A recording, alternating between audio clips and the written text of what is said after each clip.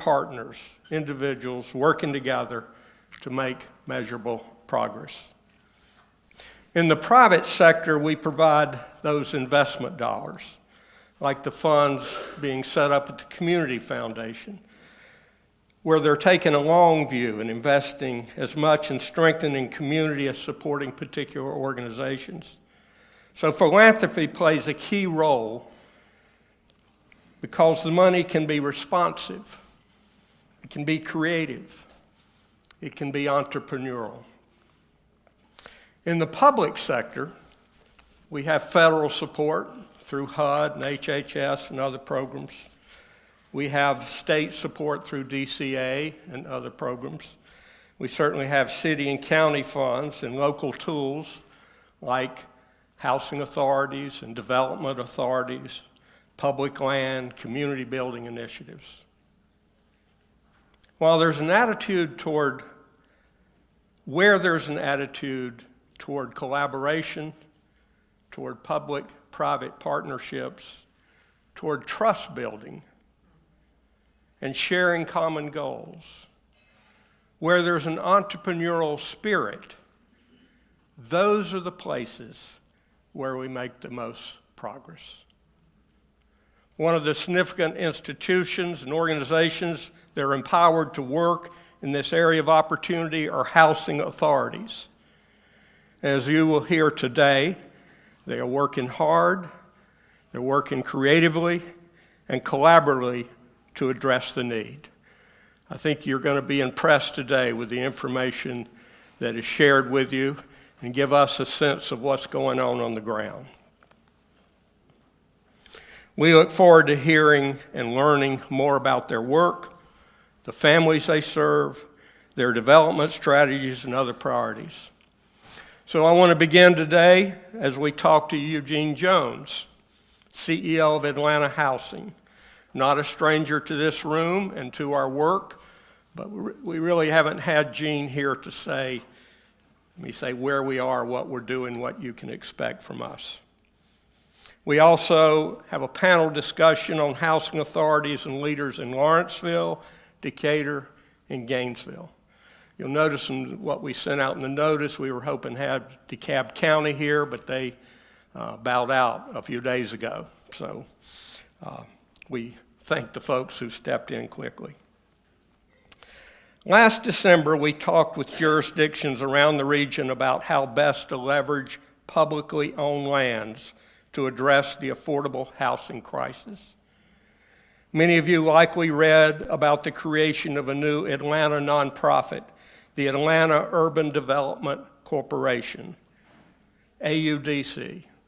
We needed one more acronym, didn't we? So remember this one, AUDC. It was created to operationalize the work of the city's housing strike force. So I thought it was important enough, there's a lot going on, but it was important enough so that we could really get kind of our arms around what is this new tool that the city has. So I've asked, again, not a stranger to us, Josh Humphrey, Senior Housing Advisor to Mayor Dickens, to come and tell us how it works. Josh, thanks for being here.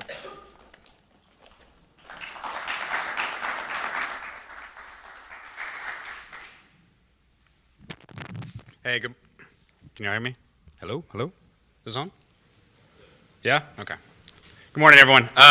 So Bill called and asked if I could join. I told him I did not work for a housing authority, but I do what Deaton tells me to do, so figured it'd be okay to come. I actually am very glad to talk about the Atlanta Urban Development Corporation because I think in the state of Georgia, it's really important to know that creating this and the work that we're doing around public land, it was real, like housing authorities and housing authorities law is a unique part of making that work. So I'll talk a little bit about that, but I do think it's a good fit to tag along on this housing authority conversation today and talk a little bit about the work we're doing with the new Atlanta Urban Development Corporation.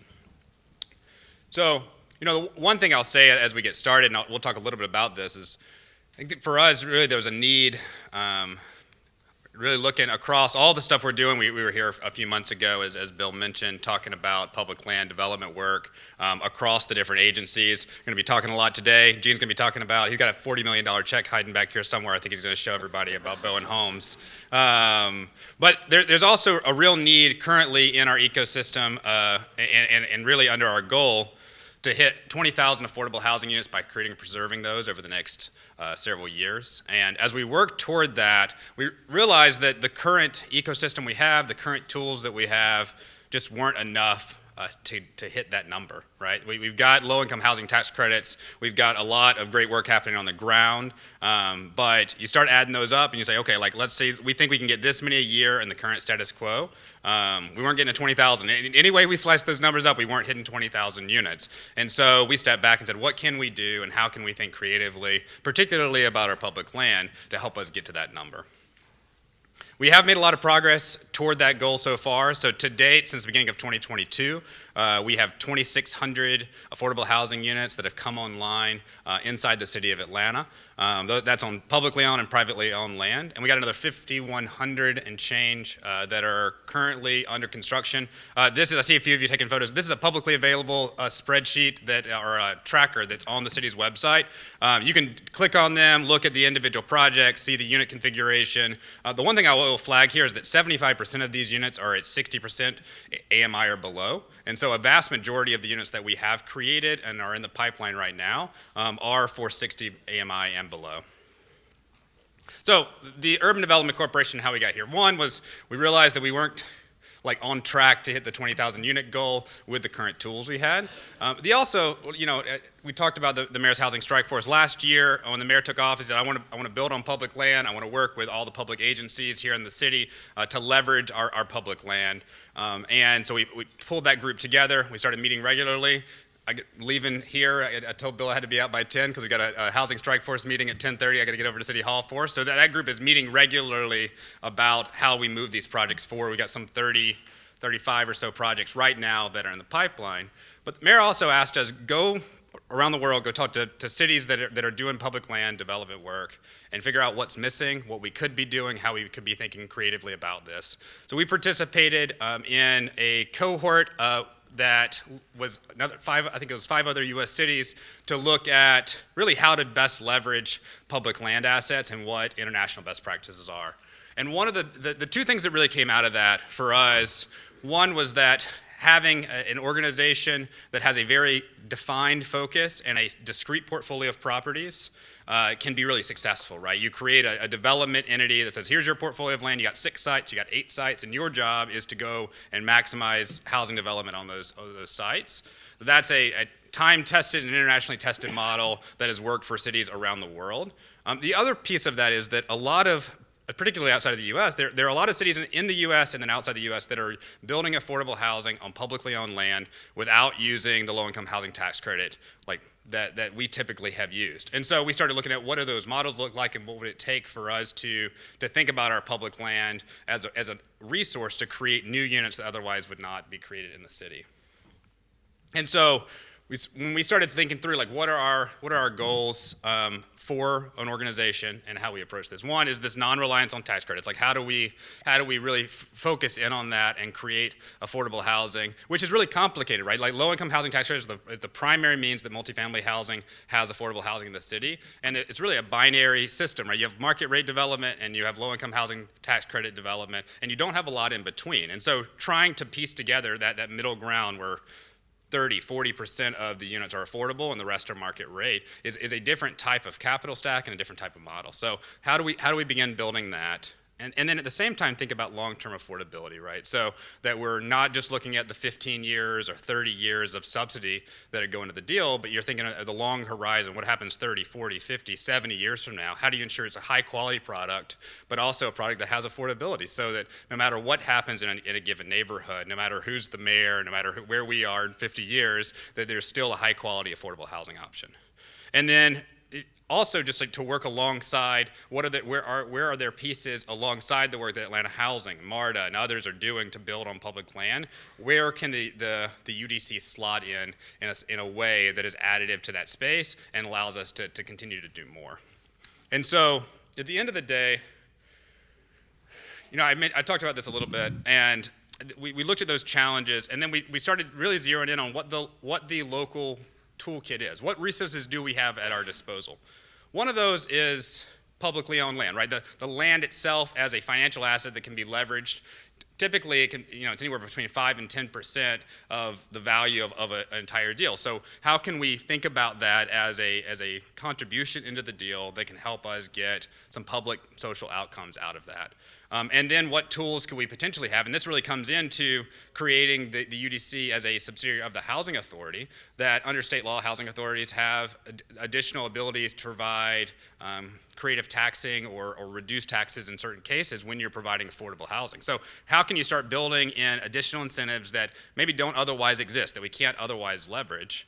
And then think about those two things together as a starting point, and really build ourselves toward something that between the reduction in the value of the land and potential like tax incentives, adding onto that, what we realized was there was a gap. And I don't know if I've got a slide on this, but there was a gap on the construction financing side, right? So you can reduce the land costs, you can reduce some of the taxes. So that helps on the operating side, that helps on some of the initial cost side, but there's still a general risk on the deal. And so for us, it's like, how do we reduce the risk on those deals in ways that are successful and helpful? And so what we did earlier this year, the mayor introduced, alongside the Community Foundation's investment of $200 million, we announced a $100 million housing bond, and a large chunk of that, $38 million of that housing bond, created what we're calling a housing production fund. And that housing production fund is designed in a way to provide construction financing, low interest, short-term construction financing. And that really became, like when we started talking to a lot of cities, that became really a key play to help make that happen. I'll talk a little bit about one city that's doing that in just a second. So I mentioned that we talked to a lot of cities around the country and the world. Vienna, Copenhagen, and Seattle are three that are doing really good work on this space. Seattle, I'll just flag, this is new for them too. They're right now in the process of creating a very similar organization to stand up and address this idea. And really, I mentioned social housing on the last slide, and a few of these are around that. The idea of social housing, I think, it is a newer term in the U.S., but the way I like to describe it is the best of public housing in the U.S. that's got its own challenges historically, and private housing, right? So public housing historically is a fully subsidized, 100% of the units are subsidized, and there's a lot of dependency related on that, right? So if the federal government reduces the money they're going to provide, then all of a sudden the property doesn't cash flow, and then you see the death spiral that happened in a lot of U.S. cities on public housing. What social housing that happens in Europe and Asia and other places around the world has done is said, hey, like instead of having 100% subsidized housing, it's 25, 35, 45% of the units are subsidized and they're below market housing, but you have a decent amount of market rate housing in there. And I think that accomplishes two things, really. One is that it allows us to build intentional mixed income housing, right? The mayor is fond of saying that we want to build communities that have the janitor, the teacher, and the principal all living in the same community. And I think as we think about even the individual housing projects, modeling them in a way that allows for that is really important. But it also allows the market rate units themselves, when you're in a market that is growing over time, that they can actually cross-subsidize the affordable units. So 30 years from now, 40 years from now, the market rate units actually can help you move a lot of that work forward. And so really, when we're thinking about the idea of social housing, what we're really trying to say is we want long-term affordability, and we want enough market rate units in the project that can allow the affordable units to be maintained over time without having to pour subsidy year over year into the projects. So what I would argue is probably the best example of this in the U.S. right now is Montgomery County, Maryland. Actually, just over the weekend, I think it was in the Sunday Times, the New York Times posted an article on this. I think they titled it, "It's Public Housing, Just Don't Call It That," is the name of the article. But Montgomery County, Maryland, they're taking this kind of long-term approach that includes some public and private ownership and kind of joint ownership of projects. And this low-interest mezzanine construction financing has been a key part of what they've done. And for their projects, their baseline is they do 50% of they do 30% of their units affordable as a minimum baseline, 20% at 50% AMI and 10% at 80% AMI. And then the rest of the units are at market rate. Now that varies from project to project. Some projects have more affordable housing if there's philanthropic contribution or otherwise. But just by using the land ownership, some creative like tax incentives, as well as this construction financing, they're able to get that and have a long-term stake in the deal. And so we've been working closely with them for a number of months, and we really think that as we build this model out here in Atlanta, that there's a good one to look at. And they're stealing from other cities that have done that around the world. And so our goal here really is to take these new tools that we've created, as well as some of the land assets we have, and begin to move that forward and have additional new affordable housing units that can come online, right, on these publicly owned land assets. So 3 main goals for this, right? Deeply affordable rents, right? Getting to 50% median income rents, or anybody who does affordable housing development, you know this. It's really hard to get to those rents on most deals without tax credits or housing vouchers. So that's one of our goals. Permanent affordability is a goal. And then affordability that allows to grow with the need, right? That we're able to create new resources and new funding and leverage some existing resources that have been underutilized, like our public land assets, for a long time. So progress to date, last month still, in July, the Atlanta Housing Board authorized the creation of this subsidiary that will work alongside Atlanta Housing and all the other public agencies on a select set of properties. City Council passed legislation, well, 2 pieces of legislation. One is the housing bond that set aside some of the construction financing that we talked about, as well as $4 million and initial 4 city properties that the UDC will be able to move forward on over the next couple of months. Actually, this afternoon, 2 o'clock today at 2 Peachtree, a project downtown we're turning into housing, we'll have our first board meeting.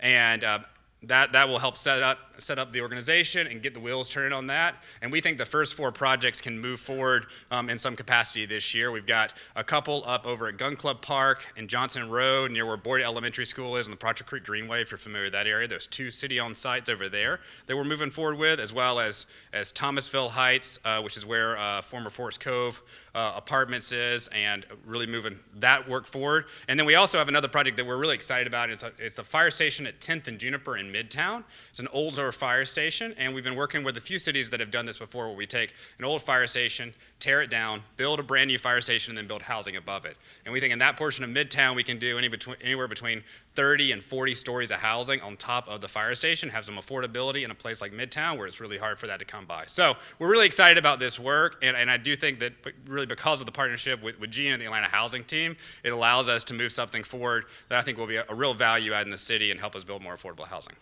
So there you go. Thanks for letting me come in. Thanks. Thank you. Thank you, Josh. Hard to get Josh excited about things. You notice that? It's like you have to give him a little pep rally before he gets here. I don't know about this social housing. You may see a report that a socialist presented this presentation today, but we're all for social housing. I just want to say again, where there's an attitude toward collaboration, toward public-private partnerships, toward trust building and sharing common goals, where there is an entrepreneurial spirit, these are the places where we make the most progress. Josh, you're that entrepreneur at the city. Jean and I aren't sure that you work for us or we work for you, but in any case, we work in partnership, so thank you, sir.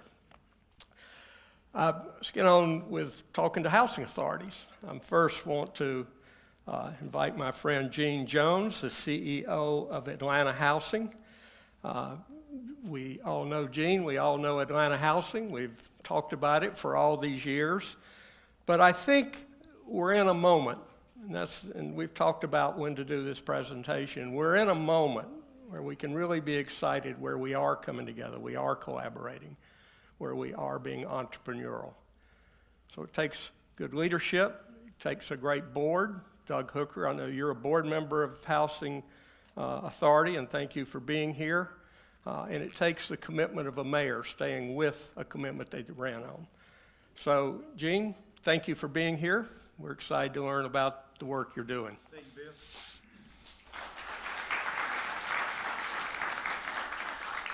I want to introduce my excellent staff. One staff members, please stand up, please. Thank you very much. And also, as Bill as stated, Doug Hooker, would you stand up, please?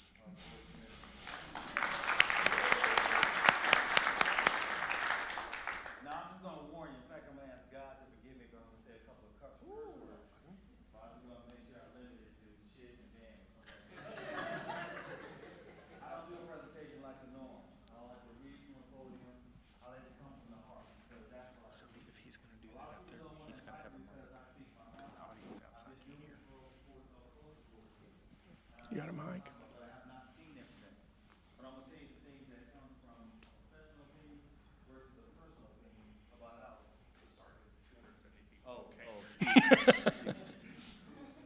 So we'll go through the slide presentation, but I'm not gonna sit there in detail and say, okay, you should look at this number.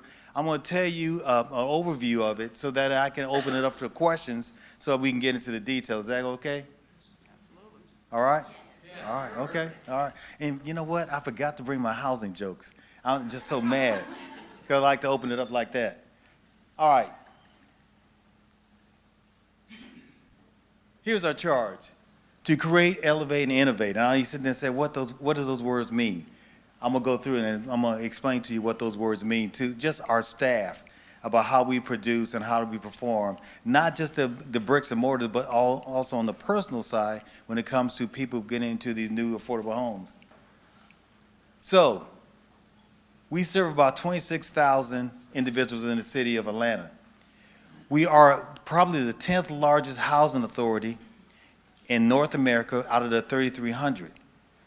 It's New York, Chicago, Toronto, and then LA City, LA County, then it falls up, and Atlanta is about the 10th largest. But I also want to make sure that you understand, because I have my colleagues in the room, it doesn't matter how big you are, you still got to do the same requirements if you have 100,000 units, if you have 100 units. We don't get the credit, like we should get the credit, about what we do. And you know, when people sit there and say, well, damn, this is easy. Oh, see, I said that word.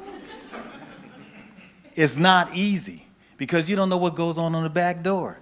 We do it so well, and people say, well, damn, I can do this. This is easy. Gene, it's not easy, ladies and gentlemen. You have to get a staff together. You got to get them on the right page. Somebody tells you, we want you to do this way, that way. You got to explain to your staff. It's a daunting task, but you have to have a commitment. You have to have a human heart to do what we do. And it's just not putting affordable housing up there. It's about the people who are going to be going into it. And if you leave the people out and not get their input in it, it ain't going to work. And don't make it a numbers game. Because what happens is that we say, okay, well, we got 20 people off the homeless list, and well, what happens in the next year or two? Where are they at? Are they back on the streets? You know, it's always impressive. Well, we house 30,000 people. Okay, so where are they at in the next 5 years? Especially the home ownership, because you know the inflation, the economy, and so forth. In 5 years, are they still in that home? And you know what? Probably not. But no one makes the matrix and the details about if we're successful based on the program that we have to do.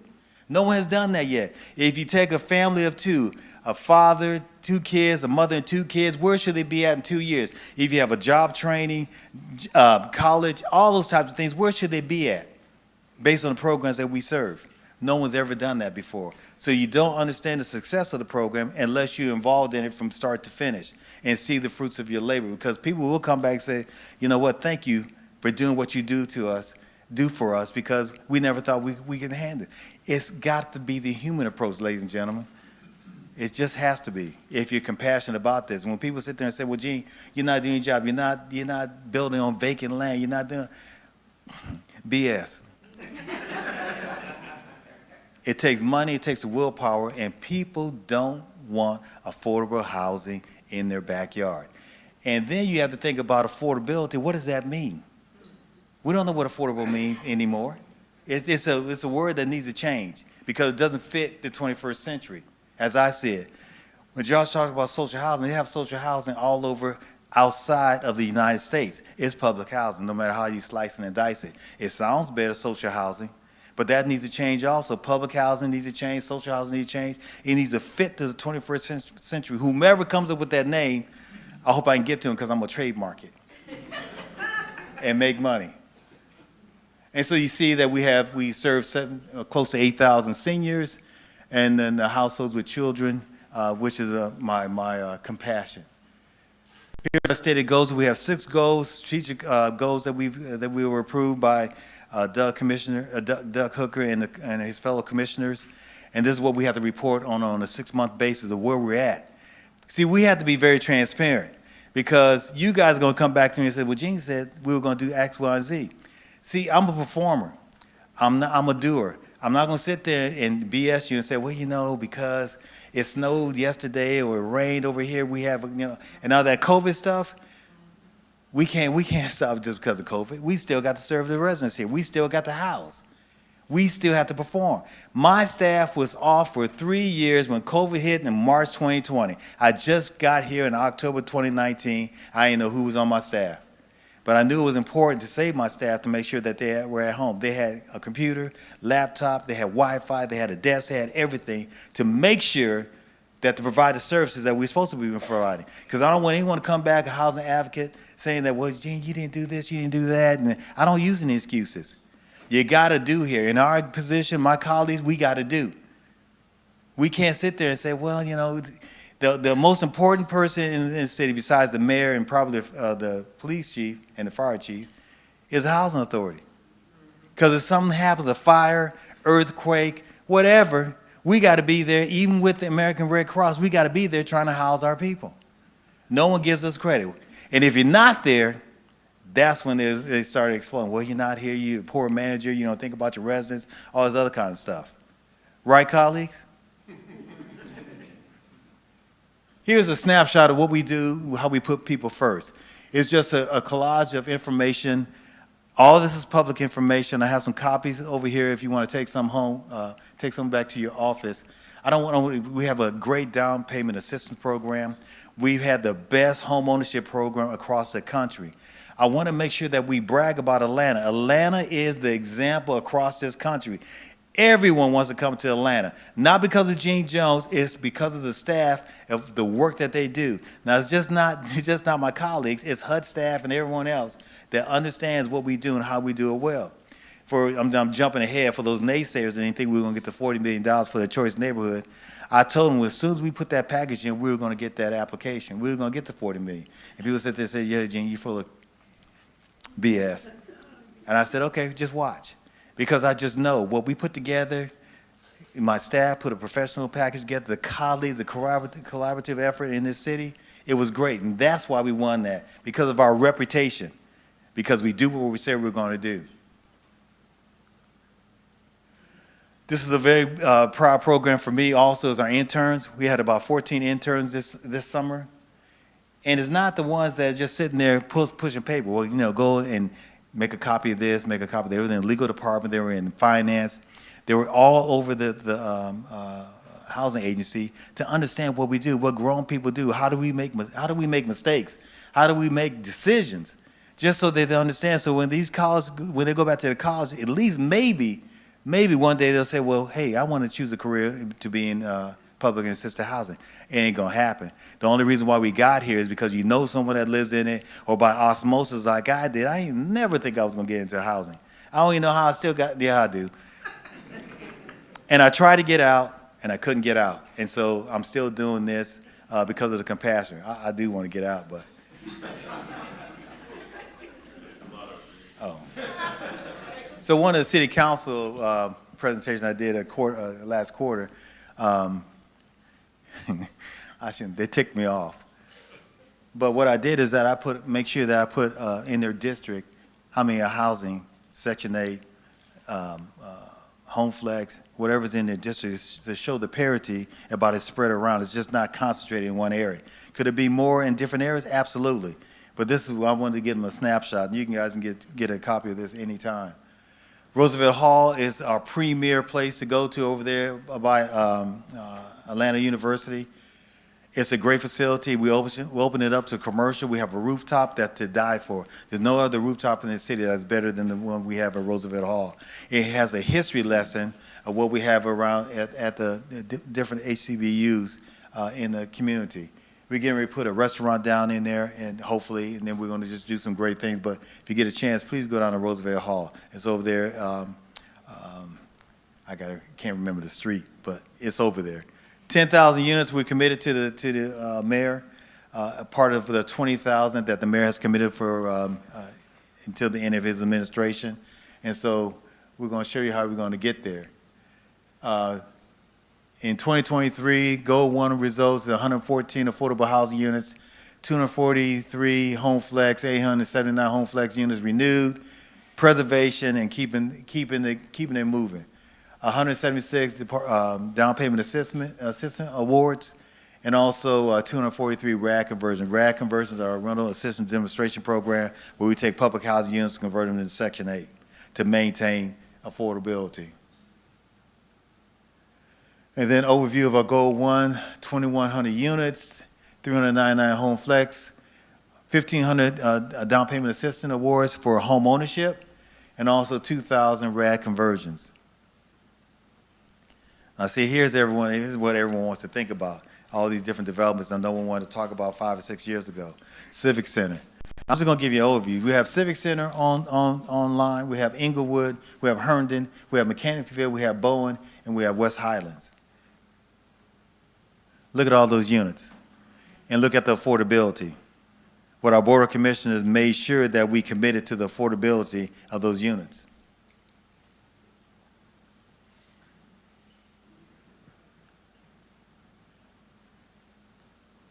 Civic Center. It's probably going to be the legacy of the city of Atlanta. When I first got here, I looked at that vacant piece of property and said, oh, wow. So everyone told me the history of it. So I went to the Performing Arts Center, and I go in there and said, oh, wow, this is beautiful. I tell you what, before I got here, they wanted to tear it down. When I went into the damn thing, I said, no. I said, it's beautiful. It is gorgeous. You have 4,000 seats. You got a great stage. You got all other types of things. And it's something that everybody went through as they graduated from high school or college or whatever they did. I said, we need to maintain this. This is historic. There's things that can be done with this, and we want to figure that out. And so I told them we're going to keep this. We're going to figure out what that's going to be. And so then the other parts of Civic Center is going to be very, very energy efficient. When we work with Soul Source, South Face. Let me slow it down, South Face. I'm trying to get all this out, and I said, let me get South Face. And so this is probably going to be a premier property. We're going to have a hotel there, office complex. Hopefully we can move Publix down there. It's down by MARTA Station. It has all the components of a great opportunity to look at a great neighborhood. And it used to be called Buttermilk, which I think we should keep some type of name about the development, which refers back to the buttermilk.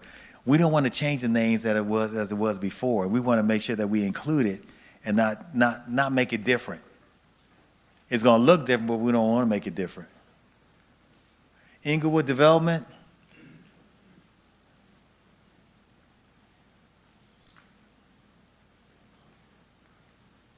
Herndon Square. We're gonna have a supermarket there. Aldi's, not Aldi's. Which one? Little. So we committed that we're gonna put a supermarket in there. We're going through the phase of how they're gonna do this, how they're gonna buy land and create. Just lost for words this morning. Scholars Landing, where we had our first choice neighborhood. You guys don't have to take pictures of this. We give it to you. It's free. Yeah, it's on both websites. It's on Bill's website. It's on our website. You don't have to take pictures of it. You don't have to prove to anyone. Okay. Dang, Gene said this. We're gonna sit and see what that. Bowen Homes, the collaboration that we have for Bowen Homes, my staff, it was just excellent what they put together. I'm just so proud to be a part of winning this award, and now we got the big task of putting this together. We won that award based on our expertise and our experience and the staff that we have to make this thing move like it should. That's what the non-residential amenities are going to be. Typically right now, someone had asked me about, well, Gene, can things change? Yes, things can change between now and the next 2 to 3 years or 2 to 5 years. Economy, inflation, everything. Things can change. So hopefully they don't, but this is what we have proposed. If we make any type of major changes, we do have to go to the board. We have to ask for the forgiveness. We need to do this, this, and that. Maybe we can provide more affordable units in there. We don't know. And so, but this is the plan that we have, that we're showcasing to our community. This bowl is going to be $500 million when it's all said and done. It's probably going to be more than that by the time we do vertical. It's probably going to be over $1 billion. But it's going to be something that's going to rival anything across this country, if we do it right. West Highlands.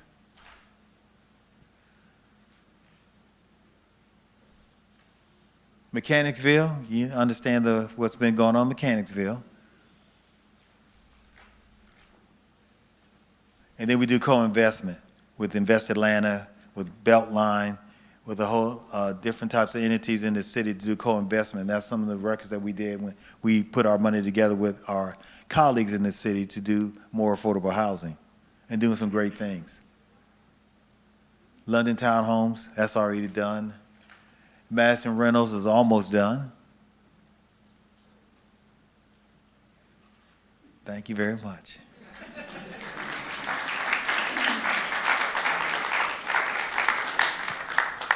Now, you ask me questions, be careful what you ask for, because I'm going to be real rapid and real on the top of my game and tell you honestly how I feel about things.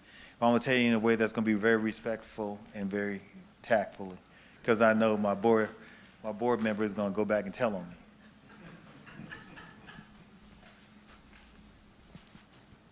me. Let's sit down. What I thought we'd do, I'm going to ask a few questions and we're going to open it up. This is a lot of information. How come I don't have a mic like that, Bill? Come back the second time and we'll give you one of those.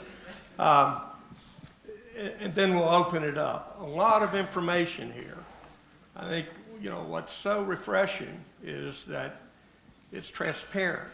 Gene's given us timelines, what the goals are, how it's going to work. So I'd call this a new day.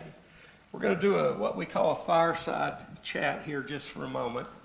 And, I think the first question I would ask, Gene, is what are the challenges that you're facing? I mean, you talked about the market could be changing, hard to find development partners, politics, public support, keeping your own team together. You sit down every day. What's your biggest challenge? Staff. Keeping staff, keeping talented staff, keeping them motivated to stay and do what we had been charged to do. Because my staff is so experienced and they're good at what they do, a lot of agencies across the country will try to pick them off. And I don't have any problem with that. I do in a way and I don't, because it's an opportunity for our staff to do other things from what they learn, what we do, how we do it, and maybe learn something in a different way. But it's keeping the staff motivated, and you have to be consistent. Leadership means a lot to our staff. If you up and coming, you're going somewhere, the staff's going to be depleted and say, oh gosh, here we go again. We got somebody else new, and then all those other types of things. Well, you've been doing this a long time. So let's say 20 years ago or 10 years ago or even 5 years ago, people may have wanted to work in the public sector. Is that getting to be a tougher challenge? Get the right people in the right jobs? No, I think the right people are out there. The issue that we have right now is either a hybrid work schedule, coming back into the workplace, or working from home. That's a challenge right now, because people are making decisions. Says, if you don't have a hybrid, or you're not letting us stay home, I don't want to work for you. I'll go somewhere else. And so now you got to mix it up, and you got to say, okay, we can do this, we can do that, but you have to look at the workforce, and you have to keep talented people. Some people are just not going to stay, and I understand that. I don't have any problem with that. But the people who are kind of wishy-washy, you got to get to them and say, okay, what will make you stay here and provide this great service that we have to do to the city? Something we talk a lot about here is how we find partners in the community. So I wondered, how are you working with smaller developers or minority-owned firms or nonprofit developers? What we're talking about here is strategic partnerships and collaboration. I said by the time I leave here, I'm pretty sure I'll talk to a bunch of small developers, minority contractors. But we have a great Section 3 program. We bring in developers. They come in and talk to me. We sit down. We say, hey, here's what's coming along. A Section 3 program is a program which we have a mandate in which to look at resident-owned businesses, contractors, general contractors, accountants, CPAs, lawyers, anything you think. They have the right to first refusal when it comes to providing opportunities for our residents. And so we have a strong program here. We go to different type of minority fairs. We're invited to talk about what's going on with Atlanta housing, construction jobs, all the developments that you saw up there. They have to be a participant in some of those, in fact, not some of them, all of the developments. Every developer has to submit a Section 3 plan of how they're going to employ residents who live not only there, who used to live there, or those individuals who live in the surrounding community. That's something that is dear to my heart. Now, not every one of my colleagues feel the same way, but in order to understand what our residents are at and trying to get them off subsidy and into housing, this is something that's a feather in your cap. You can pat yourself on the back. In Chicago, we had a program, a Section 3 program. We had a job order and contracting program. Our first year, we probably doled out about $75 million to minority contractors. The second year, we doled out close to $200 million. And so we had a program. We made millionaires. Well, that's Chicago. What are we doing in Atlanta? We're doing the same thing, but we're getting ready to gear up. Okay. We're getting ready to gear up with Bowen, with Herndon, with Inglewood, and also with Civic Center. We're talking to the minority contractors right now. How's the AUDC going to be a tool? I No, think you didn't want that question, I know. But it is a tool. We're going to figure out how to use it. It did get placed at the Housing Authority. I'm just at the point where it's got to move. You know, I'm not the kind of person that likes to talk and do an assessment and do all these other types of things. It's got to do things. It's got to showcase what we have collaboratively with people in the room who have resources that can provide affordable housing. That we have a commitment to the citizens of Atlanta. This is what we're doing. It's almost like a United Way. You know, when they collect money, when they do we should be doing the same thing. That 20,000 should be at the top. We should have a red line and how we're getting there and who's getting there faster. We need to make sure that we tell that to the public. If it's another entity that's going to get us there, that's going to make us in a collaborative way, then I'm all for it. But I don't want to be in an organization that we're just still talking about it, because we got to move it. Proof's in the pudding. Exactly. All right, we're going to have a panel in just a moment of other housing authorities. Let me ask, how much do you guys collaborate, talk to each other? All the time. All the time? All the time. My staff. All right, I'm going to ask them that too. How often do they talk to Gene Jones? Huh? Well, that's what I have my staff for, because they know it better than I do. I'm not the expert. I know what I'm talking about, but I'm not the expert. I leave that to my staff. They really don't understand my strategy when my staff comes and they present something to me and they want my approval. If they bring it to me, I know they brought a package that I know that I don't have to even look through, that I know I can approve. And that's how good the staff is. That's how much I trust them. All right, let me open it up. See if there's questions in the audience. Just raise your hand. In the back, you were up first, gentlemen. Hold on. Need a mic so we can hear you, and tell us who you are. I'm Brandon Sherwood. I'm a CPA with Eide Bailey. You mentioned bringing a grocery store to one of the developments. Can you maybe talk to the likelihood of bringing like a grocery store to the Bowen Homes redevelopment? I think that's probably in the works. We want to entertain everything when it comes to the amenity package. We have not worked that through. I think some of my staff have talked through it, but we have not gone to the major supermarket industry to to make a pitch yet, but we will. We will. I think there's one that's a food desk, and we need something over there. As we build things, people will come and piggyback on our success, and so we feel we're going to do that also. It's very interesting, having worked in food security, of how you would draw a grocery store to a neighborhood. You know, if we build it, they'll come, and then there's a market. It's hard to get the grocery stores in before we build it, right? They don't know whether there's going to be a market or not. So a big challenge. Kudos that you're working on that. Who else? Right here. Yes. Good morning.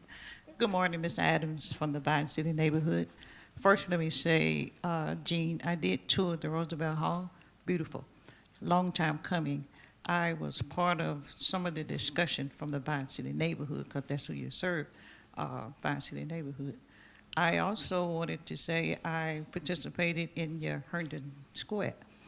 And I will say that you all do what you say you're going to do, because you got a lot of slack from the residents of the housing, the bedrooms that you was building. So you did change it from a certain number to increase it to another number.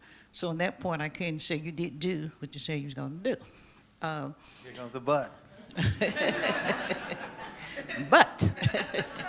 But no, I live in a facility, and I don't want to say what facility I live in, for those who don't know me. We need to get to the question, because I got a bunch of them. But the question Yeah. is, when you build these houses and you get the fundings or the subsidies that you help residents, my question is, how do you get the residents themselves involved in what's going on where they live? I live in this place, and now we're having an issue. We got small, limited spaces, but now all of a sudden, We got the question, Gene. How do you involve residents? So we have a requirement, not only from HUD, but from the city, is what we do. We have to involve the community in, we have to get them to buy into it. That's the only way we're gonna be successful, and the only way we can build and do what we say we're gonna do. If we have to do 2 meetings, if the requirement is 2 meetings, we do 4 or 5 or 6, because we need to make sure that they understand what's going on. We need their input, because we have to report not only to HUD, but also the constituents from the congressional staff, because they'll badge you and say, you didn't say this because they were called this, and whatever the case may be. But that's how we get the involvement. It's a requirement. Right here. Maria. Maria Supporta of Supporta Report. Atlanta has had a fabulous history when it comes to public housing, social housing, whatever you want to call it. We were the location of the very first public housing units in the country, and we also really invented the Hope 6 model. Looking ahead, how can we be the innovative city that we want to be? How can we look at the future of public housing, social housing, and actually lead again nationally? And what are the challenges that prevent us from getting there? I think right now we're going to start leading it with just the developments that we have going on, especially Civic Center and probably Bowen Homes. There's no one that has a capacity like Atlanta Housing does across this country. And I see in the foreseeable future that we look at other developments, other neighborhoods that we tore down public housing and start looking at choice neighborhood, but not putting all our eggs in one basket. There are other philanthropic entities that we can go to, and there's other opportunities in which we can explore, especially in the business community, because they're the ones that are going to be beneficial when we build affordable housing around where they are building plants and all the other things that they do. And so, a great question. Good morning, Eugene. Good to be here. I'm Jerry McGoy. I'm with Quest Community. I'm quite sure you're familiar with us in Vine City. But yeah, quickly, we've worked very closely with AH, and matter of fact, we're doing a single-family development in Vine City, and we are going through the process of the community to make sure that the community involved, and we work with legacy residents right there. So AH have been doing a good job to make sure the community involved with our single-family home ownership Well, that's a development. good presentation of Quest. You got a question? I know I got to throw in Quest All right right. there.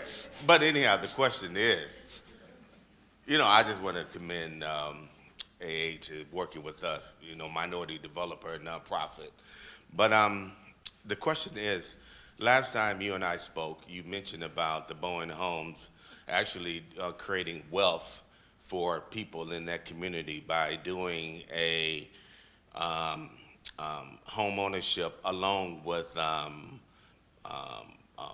tiny homes, whatever. So that person actually can create wealth by actually renting out the back of their home or whatever it may be. And the question is- Are those plans still moving forward with that particular development strategy? Yes, they're still moving forward. All right, well, Absolutely. Quest will be involved with that. All right. Right over here. We're just going to take a couple more questions, Gene. And he's promised to stick around to 5 o'clock this afternoon to take any more. Right there. Hi there, Gene. Thanks for the presentation. My name is Colin DeLargy, and I'm working as a part of the city's eviction defense efforts. And I was curious how Atlanta Housing is approaching kind of the bubble of evictions that we have right now, especially on both sides. So on the one hand, how do y'all deal with evictions? How are y'all thinking about evictions differently because of the struggles that we've had over the past few years? And on the other side, when people have evictions, a lot of times they're summarily excluded from participating in the housing market at all. How are y'all upping the game to make sure that our housing stability stays good in the city of Atlanta? I have a long response to that question, but I'll make it quick. What we do here, the last thing we want to do is evict anyone in our housing. We'll work with the landlord, we'll work with our own staff to prevent eviction. You have to understand, our business is not to put people on the streets. Our business is to keep people in their house as whatever means we can and keep them there and figure out whatever we need to figure out. And we work with the landlord, we work with our staff to make that happen. Our eviction rate is quite lower than all the other ones, all the other private and other nonprofits in the city.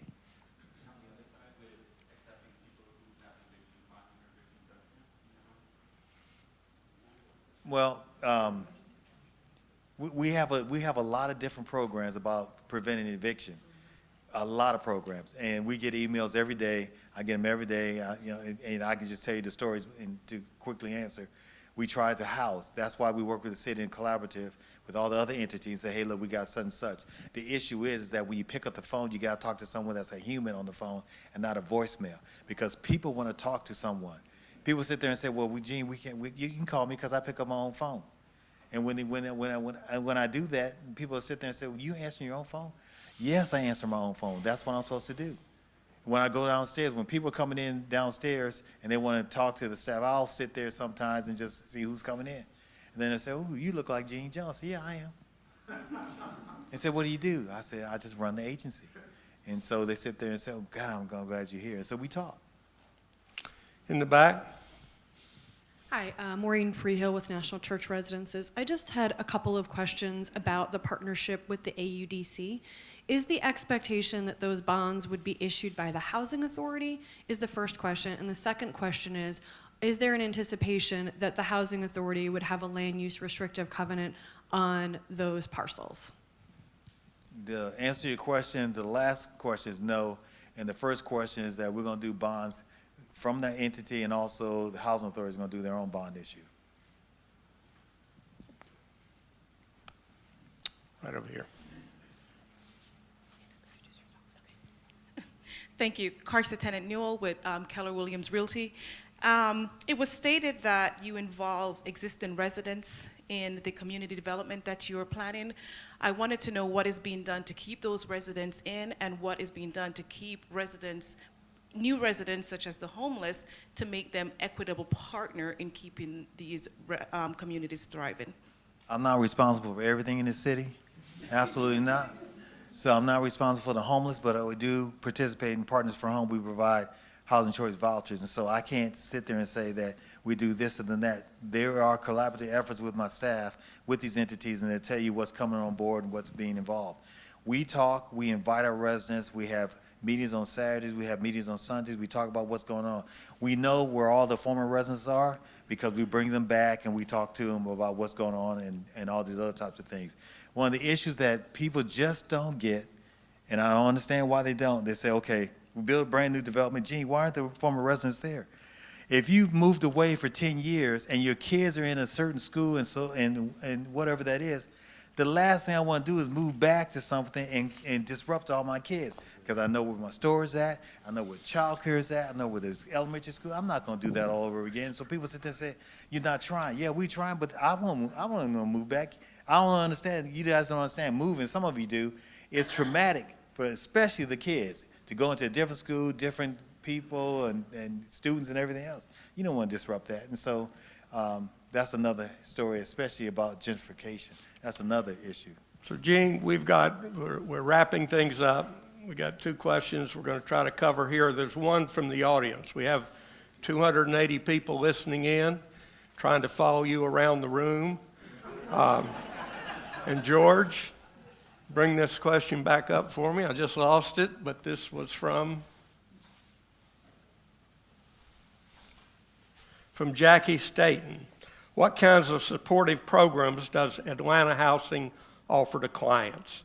Job support, services, financial empowerment, parenting, educational enrichment. What are we doing in these projects? Every one of those we provide at the Atlanta Housing, and then more. We're very fanatic about providing services, especially for our seniors and also for the young ones. We put a slide up here, I think it was the 3rd slide that told you all the different type of programs that we offer. And we always are looking for opportunities for our residents to be successful. Not to go to a program and say that, okay, we got 20 people in this program. No, it's anything that we can do. If it's truck driving, if it's chef, if it's mental health, which is the biggest thing that we have, that we collaboratively do with our staff. Is that something you partner with other social service organizations, or you do it all yourself? We partner with other social agencies. We provide funding, resources for those agencies. They provide resources and funding for us. And so we do a collaborative effort of putting those 2 together. Right over here. Good morning, Gene. My name is Donnell Woodson. I'm the director of the Mayor's Housing Help Center. I am grateful for the partnership. Better remember this guy's name. He's the Housing Support Center. Exactly. All right. So my question to you, Gene, is you shared your work with developers to get them to commit to employ residents in the finished development projects. Can you talk about how you'll ensure that commitment at the finish of the development? We have to count, and we have to report back to the commissioners. So what we do, we say, here's our Section 3 requirements, this is what they asked for, and so we have to report on that until the end. Were we successful? We have numbers that we have to submit, not only to the city, but also to the U.S. Department of Housing and Urban Development. We make sure that we hit those numbers. And it's not just that number, we try to go over that number. It's just to show that we are very, very emphatically about employing our residents to provide opportunities. And ladies and gentlemen, one last thing I want to say, quit focusing on rental. We got to focus on home ownership. That's what builds wealth, okay? When people sit there and say, oh, well, we got all these rental units, we got all this, that ain't the end game. The end game is home ownership. How can we get them out of that situation and put them in a home? That's affordability. That's a success in anybody's program. Okay, last question here.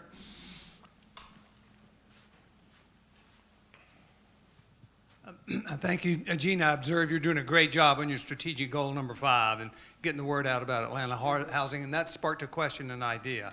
I see Natalie is there from House Atlanta. You're here with the Housing Forum, Atlanta Housing. We all swim in a toxic ocean of NIMBY, and yet we accept that. And I'm wondering, the idea and the question is maybe a roadshow if we all work together, taking it out to the NPUs. It's a fabulous presentation. This is not your old father's public housing. And it's great news, and we've got to dispel those misconceptions and mistruths. So I just leave that at that. I think that's a great question. I think we need to do more city town hall meetings. They're successful in the neighborhood. The mayor started it last year. I think I would suggest, I'm not going to tell him what they're going to suggest, that I think we need to go back to those town hall meetings and bring the city staff there and explain what's going on in the community. I think that information is powerful because you're there, you can listen, you can understand, you can talk and say, hey, these are things that we're going to bring to you and we're going to want you to take that into consideration. So we do it because we're mandated to do it, but that's not mandated. We do it because that's the right thing to do. But we are going to start taking our show on the road. We're going to start going to these communities. We're going to explain what Atlanta housing is all about and the misnomers about what people don't think that we are. We're glad that Bruce is going to organize these presentations all over the city.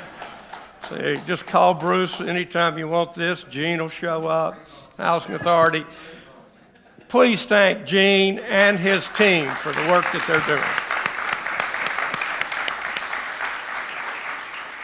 Gene, you started your talk with, "This is hard." Bruce, you ended with, "We live in a rather cynical time where people don't believe."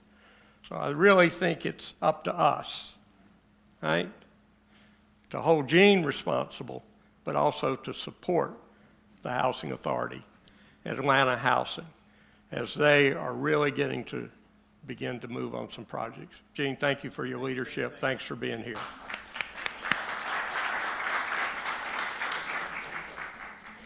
All right, I think who's setting up? We're going to start while we're setting up the table because we're going to talk to housing authorities from around the region with a short video. In the announcement of today's forum, we suggested some reading material. This is really around Boeing bricks. I hope people read that. This is a short video that really speaks about that program. So, we ready?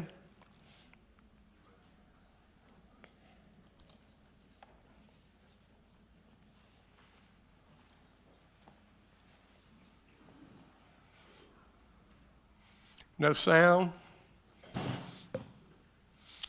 Who's working with sound, George?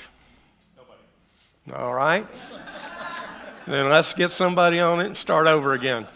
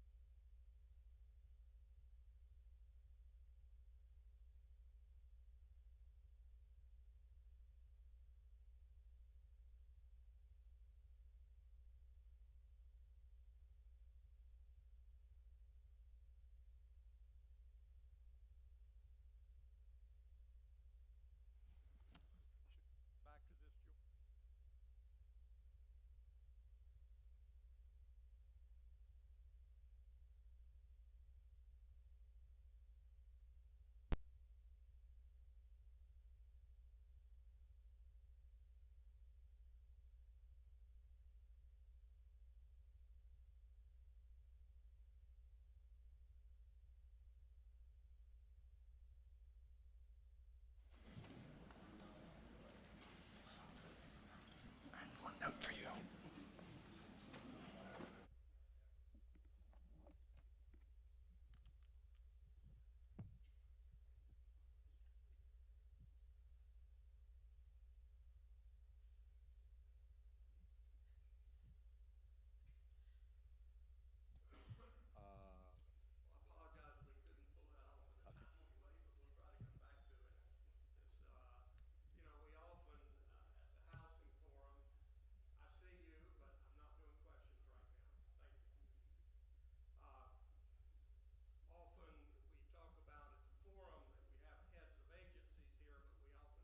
Get hear from the people.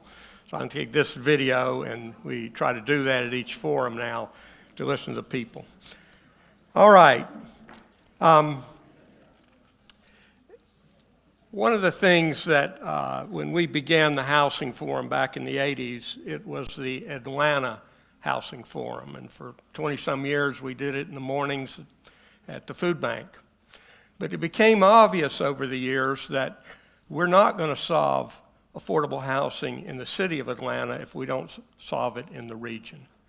That, and you could take any, whether it's health or food security or crime, it really is regional. I want to thank Doug Hooker, who is the past CEO of ARC, because Doug invited the Housing Forum into ARC, that we could really make this a regional forum. And to me, that's one of the most important things we've done through the years. So in that vein, we've asked some other housing authorities, and they want all the time that Gene got. We don't have that. But they've got similar stories of the creativity and the entrepreneurship that's going on there. So let me, and these are folks, most of these folks come to the forum, that you know these folks. Layla Prilyaki from the Lawrenceville Housing Authority is here. Thank you for being back, Layla. Beth Brown from Gainesville Housing Authority.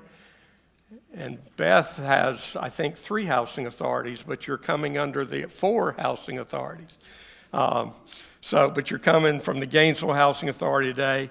And Doug Faust, somebody that we know very well from the Decatur Housing Authority. Let me just begin, and this is just kind of one of those 101 questions. For those who need a refresher, can you tell us about the families you serve, where they fall along the income spectrum, and programs that you offer? Just give us the profile. Who would like to begin? Layla? Yes. Thank you for having me here again.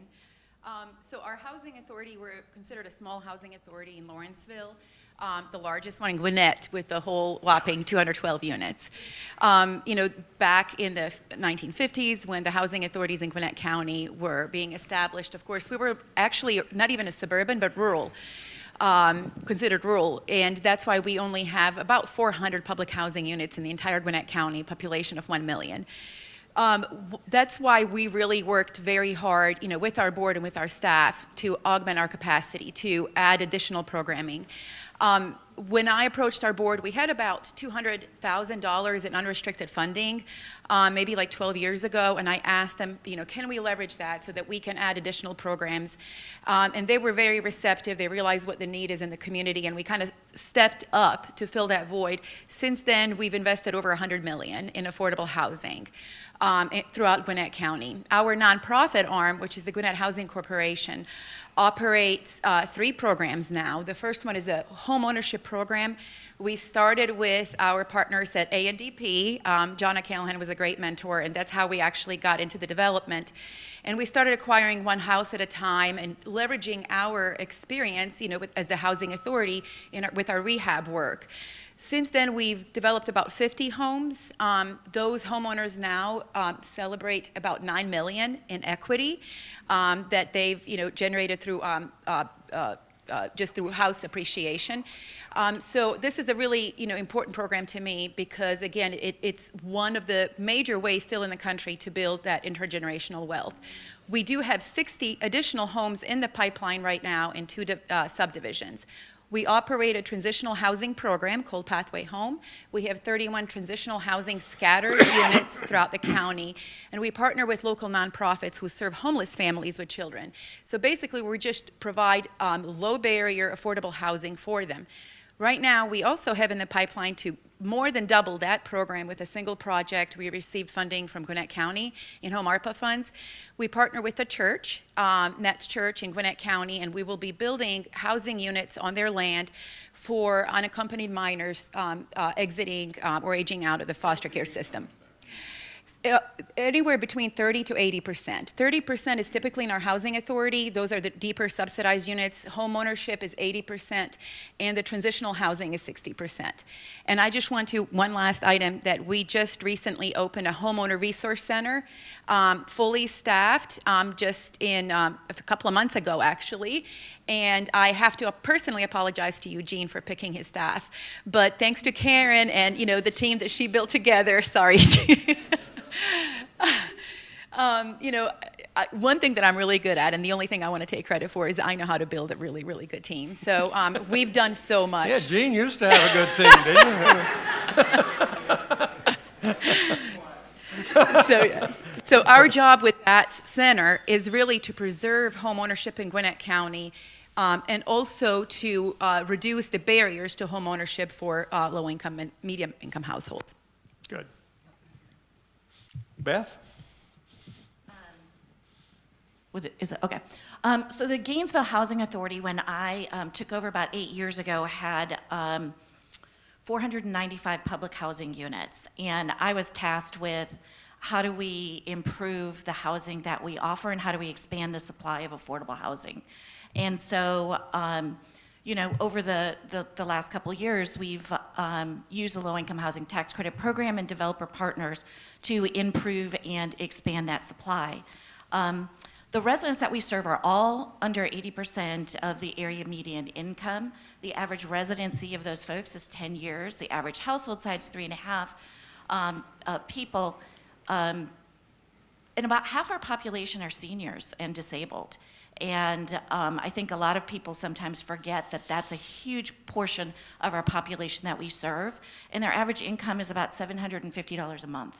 So without these income-based units that public housing authorities have to offer, I don't know where a lot of these folks would go. We spend about $300,000 a year in resident and supportive services.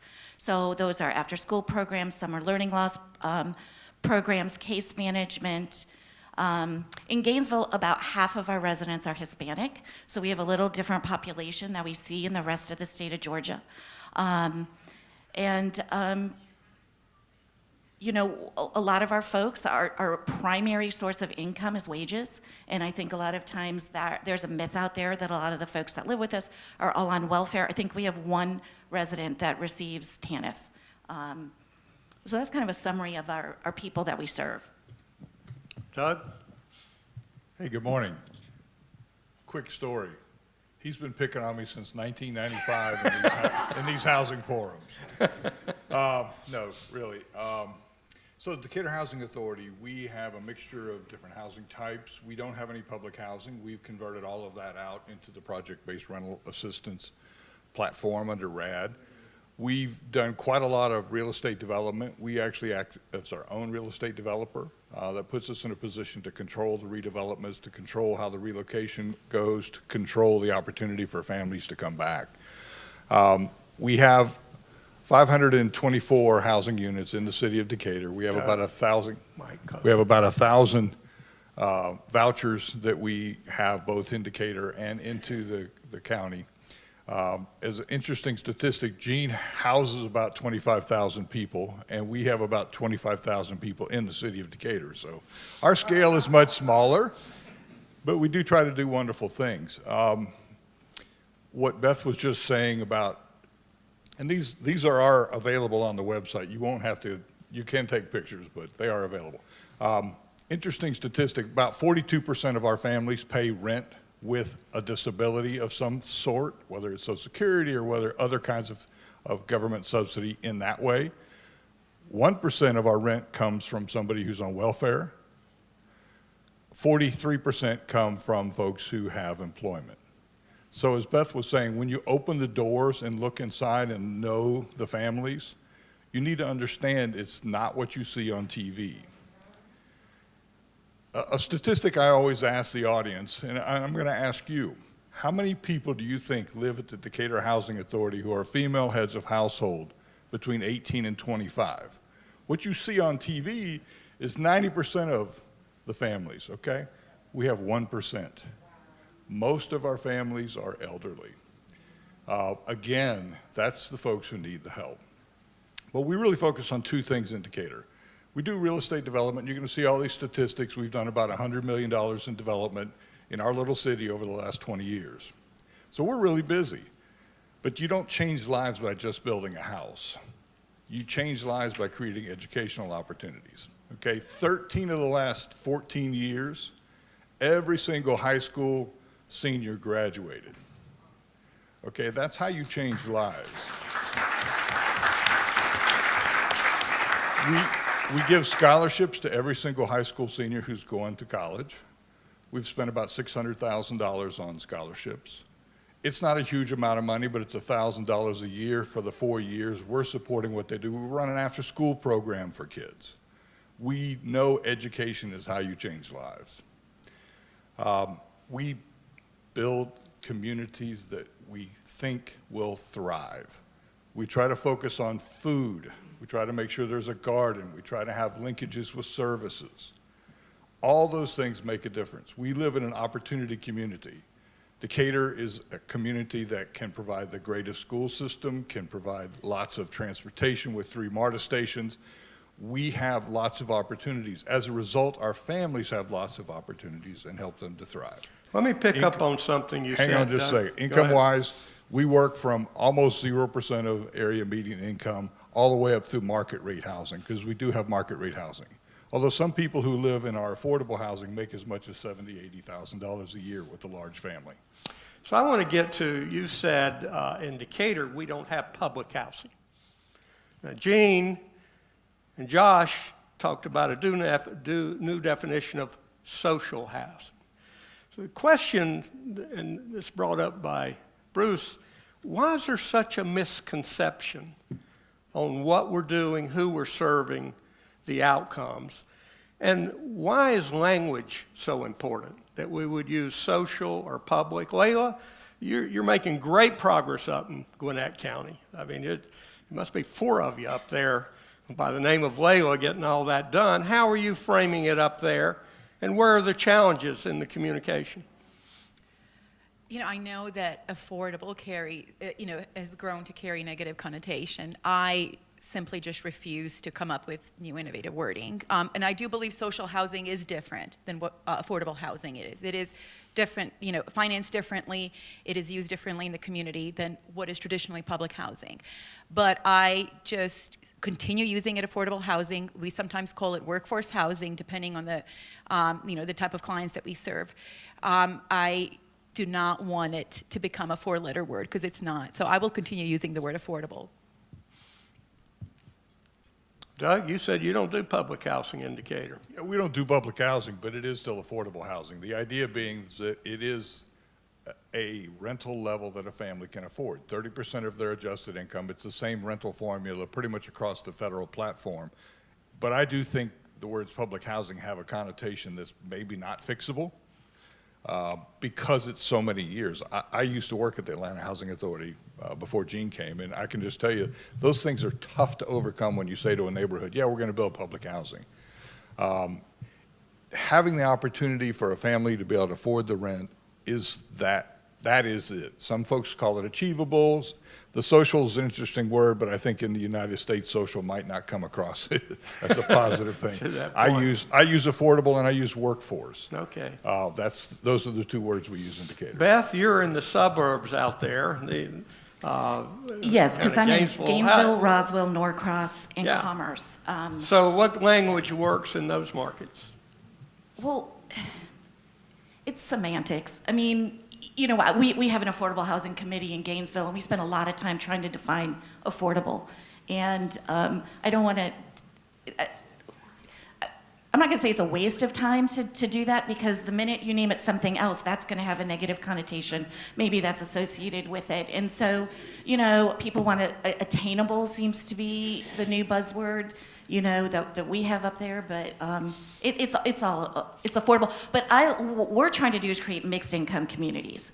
And so that we don't have these highly concentrated areas of extremely low income people. So mixing public housing, or RAD, or PBRA, or PBVs with low income housing tax credits and with market rate units is the model we're striving for wherever possible. I guess what I'm trying to get at is, do we talk about it differently out in the region than we do in the city? Certainly the type of programs are different according to the community's need. But there is that challenge of kind of changing the narrative of what people think we're doing. Let's call it housing. What I was saying earlier, though, key to it is getting inside the units, meeting the family, getting the family outside of their unit back into the community. One of the key activities we do in our resident services, we have 5 people that work with our 400 units, okay? We invest heavily in resident services. The key is getting inside the unit, introducing yourself to the family, and getting the family out of their unit and participating in the master planning in the community, participating in the parks plan, the transportation plan, the different activities going on. Go to the festivals, be a part of your neighborhood. And we work really hard to have that joint activity going into the community. We have the school board come and have meetings in our community. We have teachers come, parent-teacher meetings happen at our community. We have our residents participate in other opportunities outside. Whether it's mixed or not, the mixture comes when we all get together as a human society and have conversations. Let me ask, and Gene spoke to this, Atlanta Housing, talk about partnerships. Talk about groups that you're collaborating with, partnering with. You know, I kind of frame things around public, private. We all have different roles. Beth, what kind of partnerships are you working with? Well, we work with a variety of different developers, and so I think Walton Community, I'll just name them, Walton Communities, Collaborative Housing Solutions, Penrose, Paces, Soho Partners have all been development partners helping us to redevelop our physically obsolete public housing that we've had. Some we've torn down, some we've built new, some we've rehabbed. So we've done a variety of different projects in order to address our aging assets that we have. In terms of our supportive services, we have over 40 nonprofits that we work with. The United Way, the school system, the food bank, the mental health issues, the senior services, all the different nonprofits that we have. So we couldn't do it ourselves. A while ago, our board, during the strategic planning, we did a full community assessment to see where the greatest needs are, because we really we don't want to just provide a program because we want to, and there are 10, 15 other providers who are doing a fantastic job at it. So we realized that there are a lot of nonprofits who do great work when it comes to case management. Gwinnett, it really is lucky to have that, and social programs, but all of them said they don't have affordable housing to put their families in while they're working on self-sufficiency. So we reorganized a little bit to really move into production of affordable housing, like I said, and we're really unique because we offer housing across the entire spectrum, everything from emergency housing to homeownership and even owner-occupied rehab programs. So we partner with the nonprofits, but when it comes to development, we augment our capacity. We don't develop our own tax credits. We partner with One Street Residential, and that was a long 8-month process, selecting a partner that we thought would be good for us. It would be a good mentor for us, but also developed a good product. This is who we partner with is so important, especially as the housing authorities. Talking about the public housing and the negative response that's typically associated with that.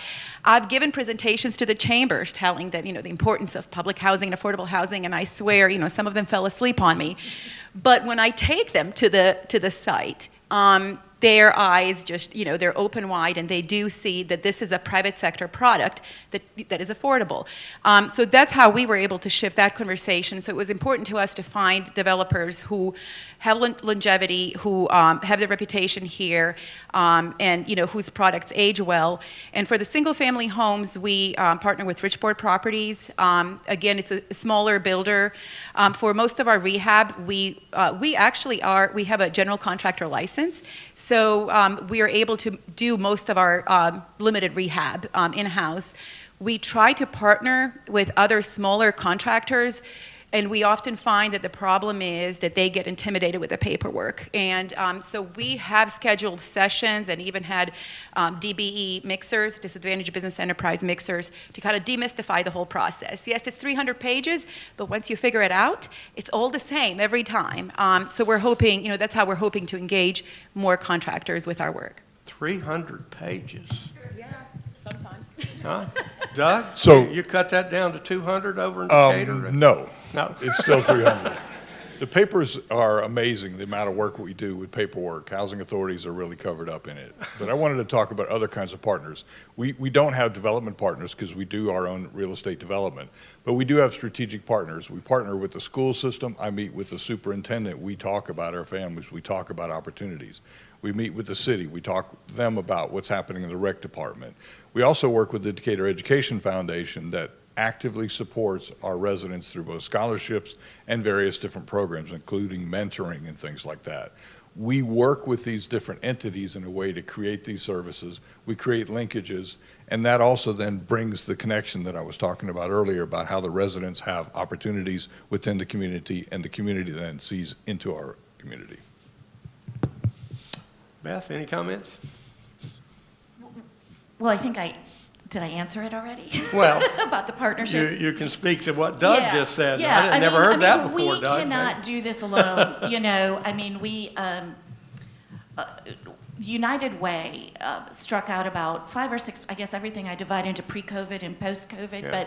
but to look at how do we end poverty, and what they saw was the number one reason people were coming to them, regardless of whether it was they couldn't pay their utility bill or they couldn't pay. Or have enough food, was their housing costs were too high. So how could we all as a community address housing as an issue? And we came up with the Financial Stability and Affordable Housing Committee as part of the United Ways initiative. And we meet regularly and try to address the issues as a community as a whole. So the Housing Authority isn't just serving the people that live with us, but we see ourselves serving our whole community. So Layla, I'll move on, but to your point that you go to the chamber and try to keep them awake, how we frame it, right? If we're going to have employees on second shift, we're going to have housing in the community. If we're going to have good health, we're going to have healthy housing. If we're going to have good educational outcomes, we're going to have kids stay put. How do you frame Knowing them? your audience, you know, you have to decide whether you pull at the heartstring or you make a business model, business case for it. And, you know, that's what, you know, in that presentation, I was hoping that it came across that suburbs really are facing with different challenges than the cities and the urban cores.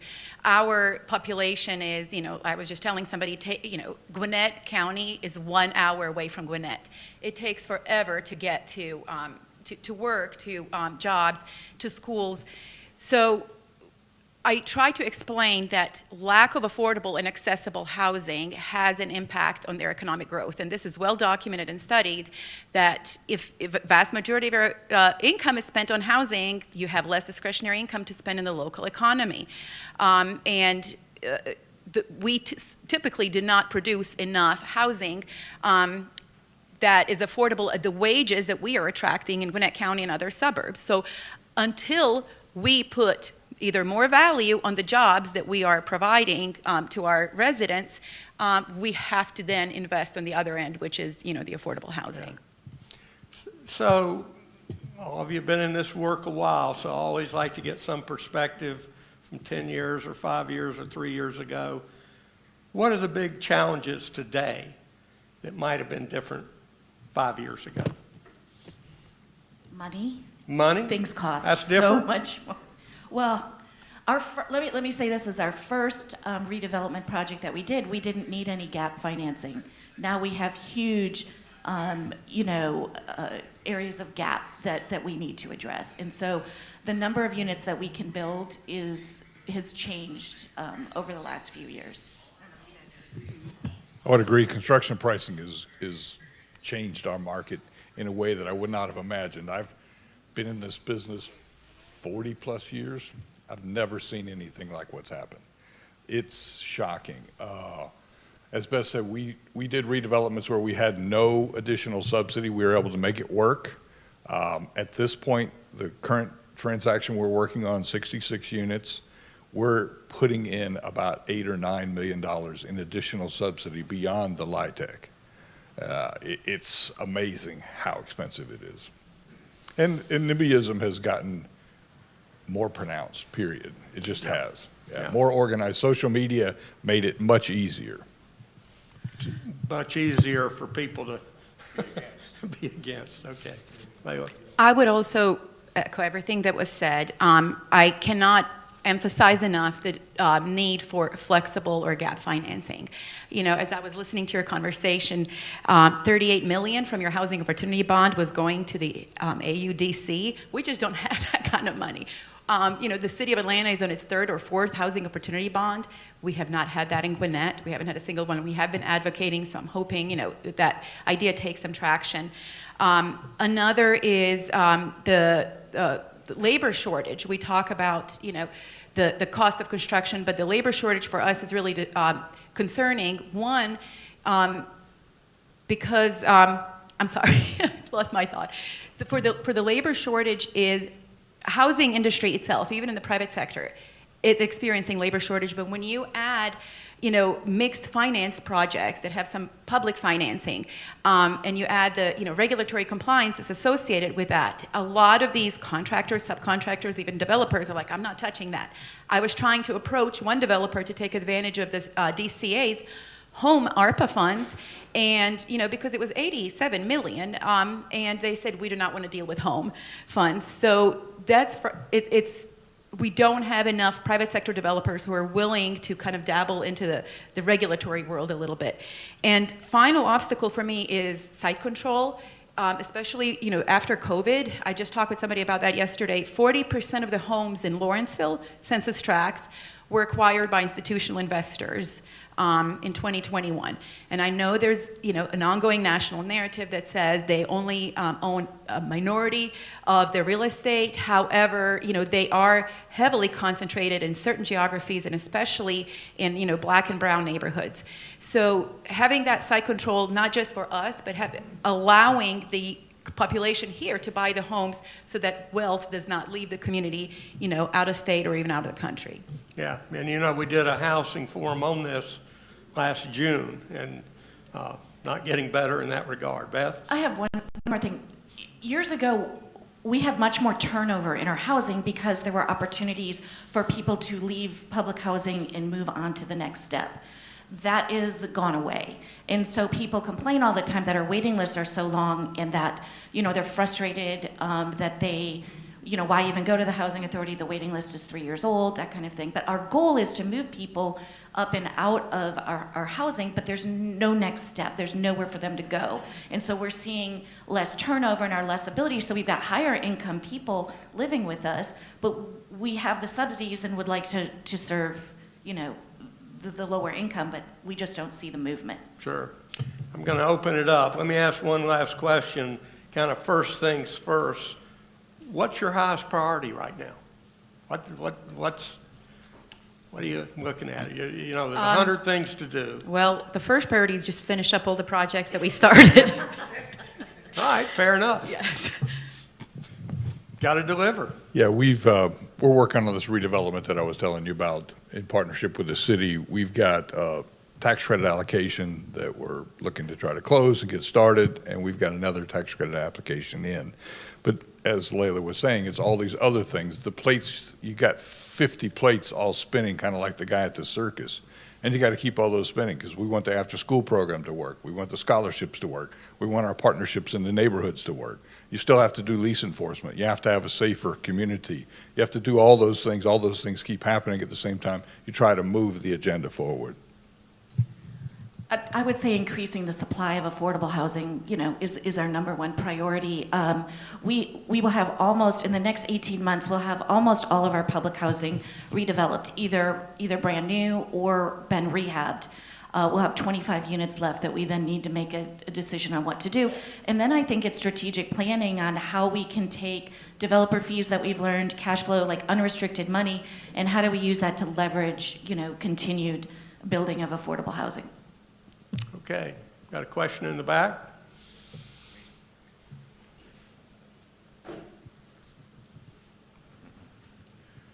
Good morning, my name is Maceo. Haven't been here in quite a while. I do human rights and civil rights. Also, I'm with the NPU units here in the city. My question is, and what I see is, what I'm hearing, is you're filtering out low income, poor people, which excludes black and brown people.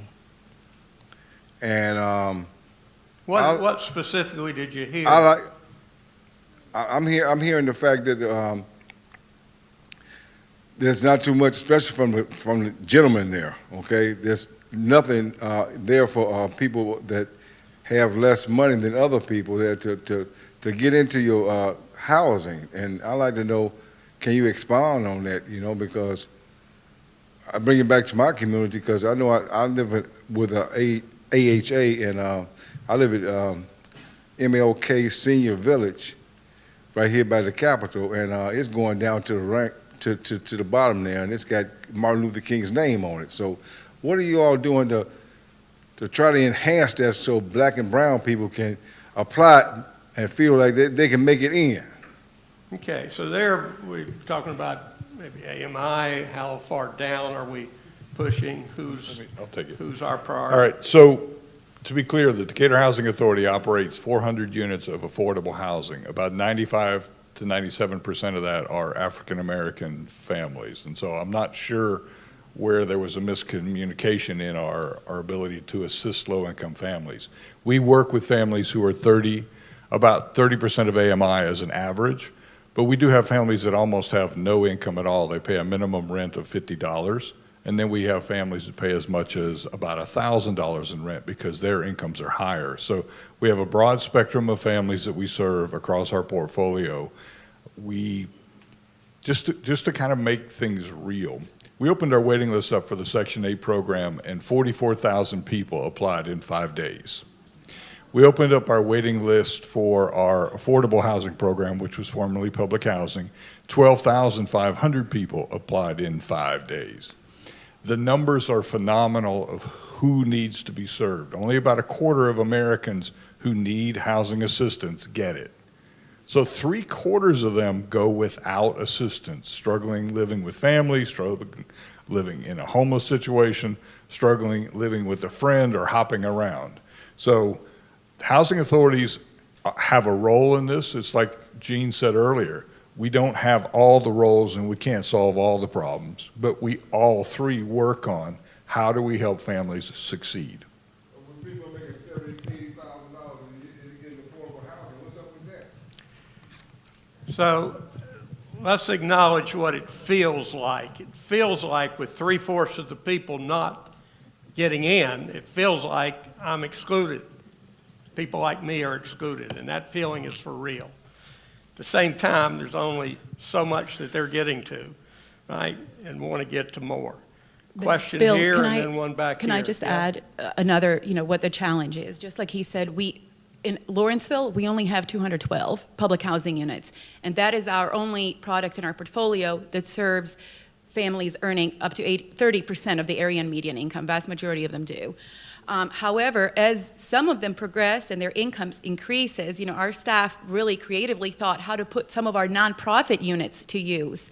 We didn't have that many restrictions, so we created a pathway to market program where we're moving these higher income families out of public housing and into this transitioning program where they pay market rents, and we set aside 40% of their rent towards savings, so they can leave even that program with like $15,000 in savings and ready for the private sector, so they can free up some space in very limited public housing.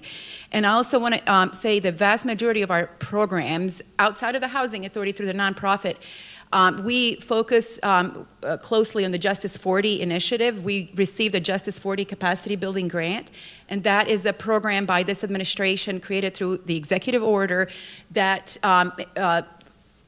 encourages 40% of the federal investments to float to the jurisdictions that are considered federally disadvantaged. So our homeowner resource center, a lot of our owner-occupied rehab works in those specific census tracts, so we can make sure the money flows to the disadvantaged communities. Beth, what's the profile of the folks that you serve? I would say our average, tenant, yes, is about 30% of the area median income, but we have a lot of working families that work in our poultry industry, I would say up in Gainesville. And every community is very different. And because I have 4, I get to see the different struggles and dynamics that they have in the different areas. But yeah, they're all very low income, but as they're working with you and you're providing case management and you're training and people are getting higher income jobs, their rent does go up, and their rent is based on their income. And so there are regulatory reasons that we have to charge them the higher rents because it's based on their income. So I just want to say we're celebrating the good work that we're doing. I think we've really turned the corner in many ways. But the feeling is for real, because most people that need this help aren't getting it.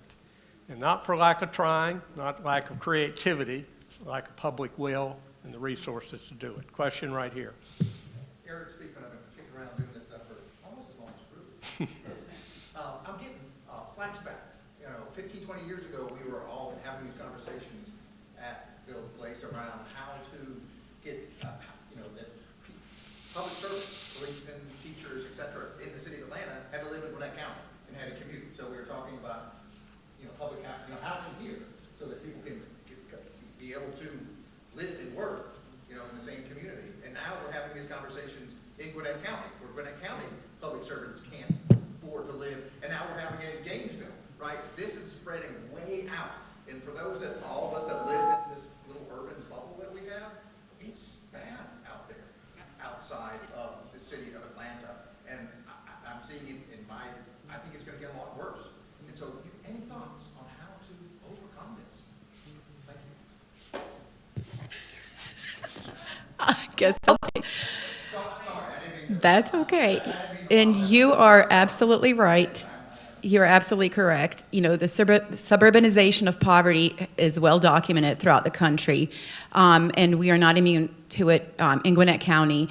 And the suburbs even face a bigger challenge. We don't have the social service infrastructure. We don't have the housing discussions, the legacy of housing discussions that date back to, 1950s, 1960s. We are just starting ours now. And so the need is there, but it's a real struggle, and it does, make me concerned a little bit for the long-term viability of our communities, because we simply do not have the resources to deal with the demand. Several years ago, we had ULI do a TAP panel up in Gainesville, which was a really, really useful exercise that we went through. But it was sort of established the Housing Authority and the city are doing a lot in terms of affordable housing, that we now need to get the private sector engaged. And just recently, though, we've been seeing more willingness for discussions, because the affordability crisis is not just hitting the very low income, it's hitting the kids coming out of college, it's hitting people's children who are looking to buy their first home. Will my 20-year-olds ever be able to buy a home? That kind of thing. So we are seeing more people willing to listen lately. Bill, can I just add one more thing? Yeah. And again, very unique to the suburbs, specifically in Gwinnett County. This is something I talk about extensively. All you have to do is drive by the extended stays to see, the issue of the housing insecurity in the suburbs, and I'm sure in the Atlanta as well.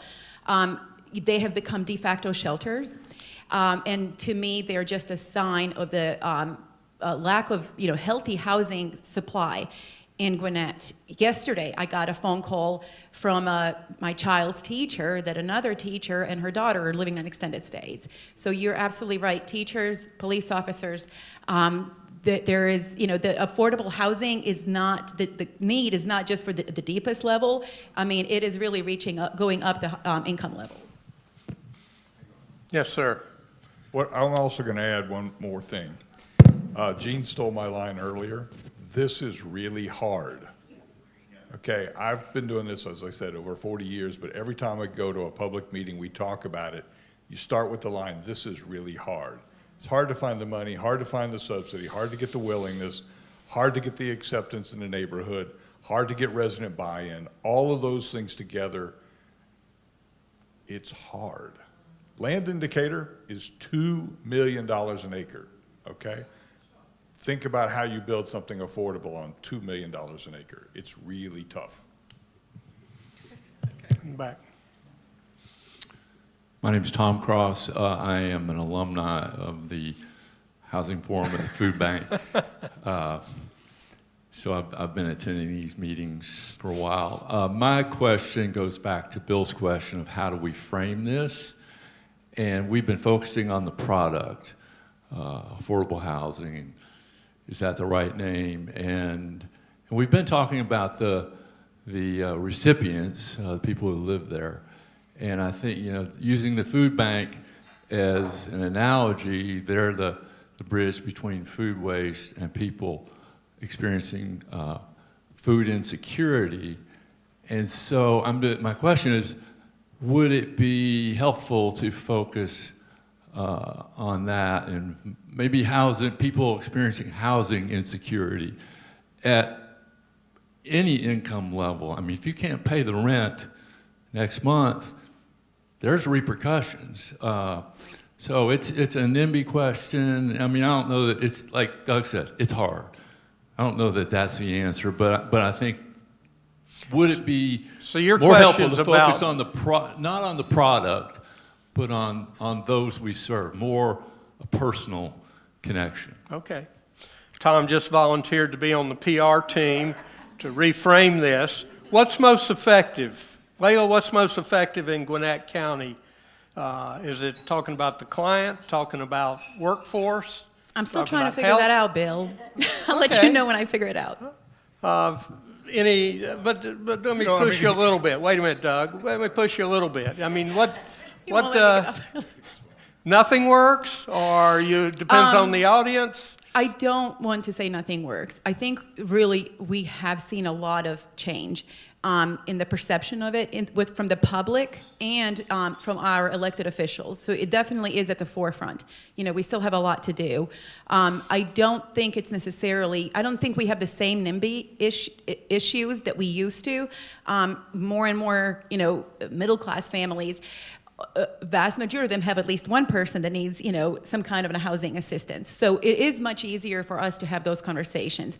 Right now, it's just we are having those conversations, and there is overall agreement even that we didn't even have a few years ago. But it's how do we put it into action that's kind of we're still struggling with. Doug?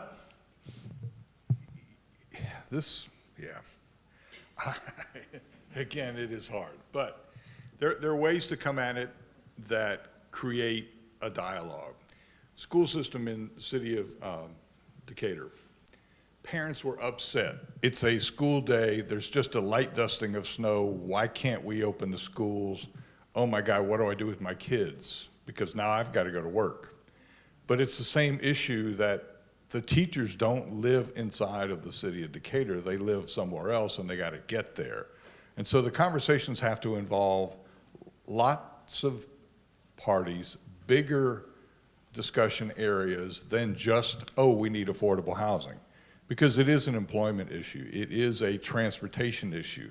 The roads are full because people are coming a long ways, and people spend a ton of their income on transportation because they couldn't afford to live nearby. All those things blend into how do we get there as a society to have that. And a couple people have said, well, 15 years ago or 10 years ago or whatever. The thing I would say about message is we need to be consistent. We need to keep a message going all the time about how housing affects the quality of life in a city. And you just have to keep doing it, just like this forum, but it has to happen at the local level. And we also have got to get greater resources, because at some point we have to decide as a society is if the affordable housing is the platform upon which someone can then, now I can focus on my health. Now I can make sure my kids go to school. Now I can make sure that I'm being employed.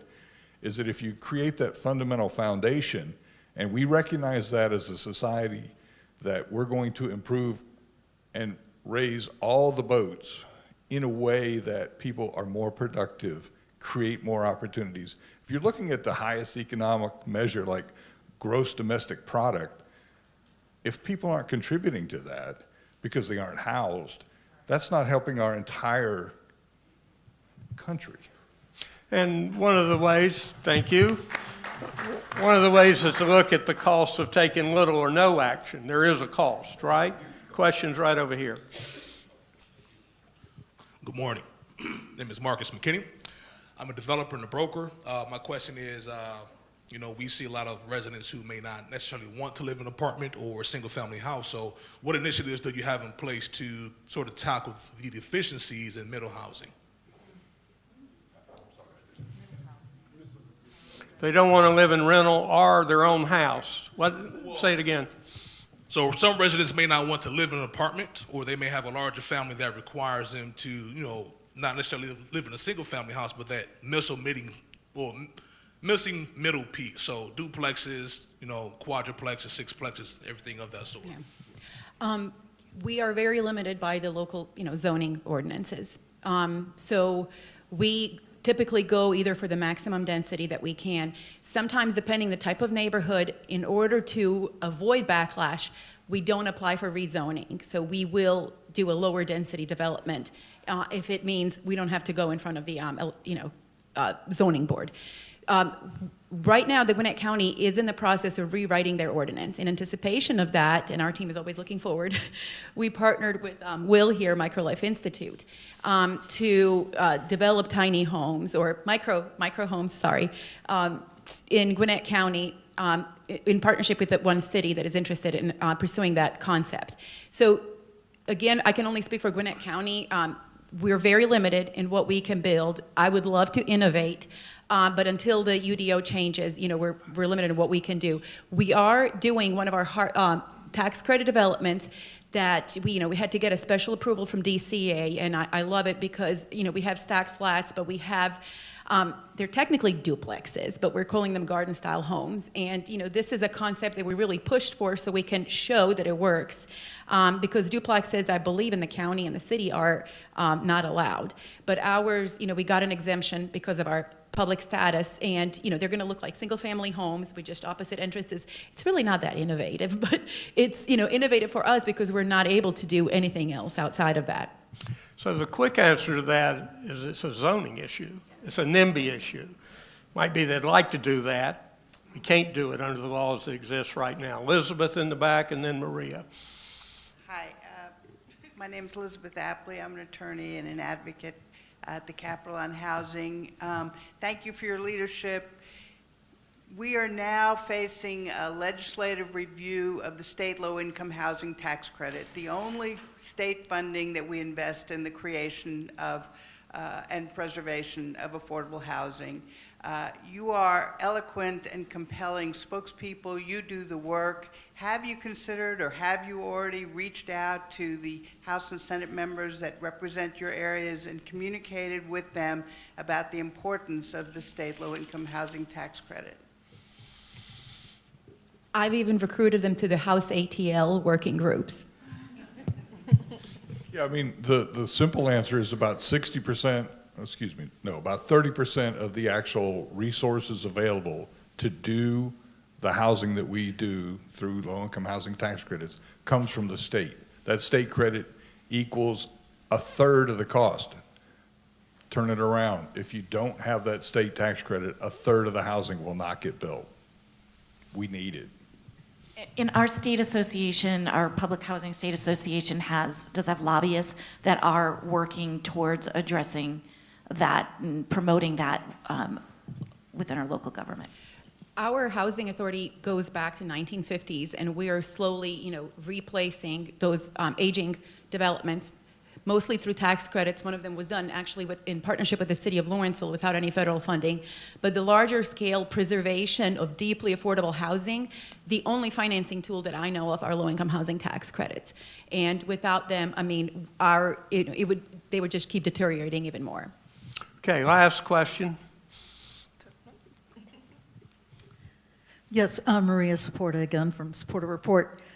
In January of this year, Governor Brian Kemp talked about how housing affordability has now become a workforce and economic development issue.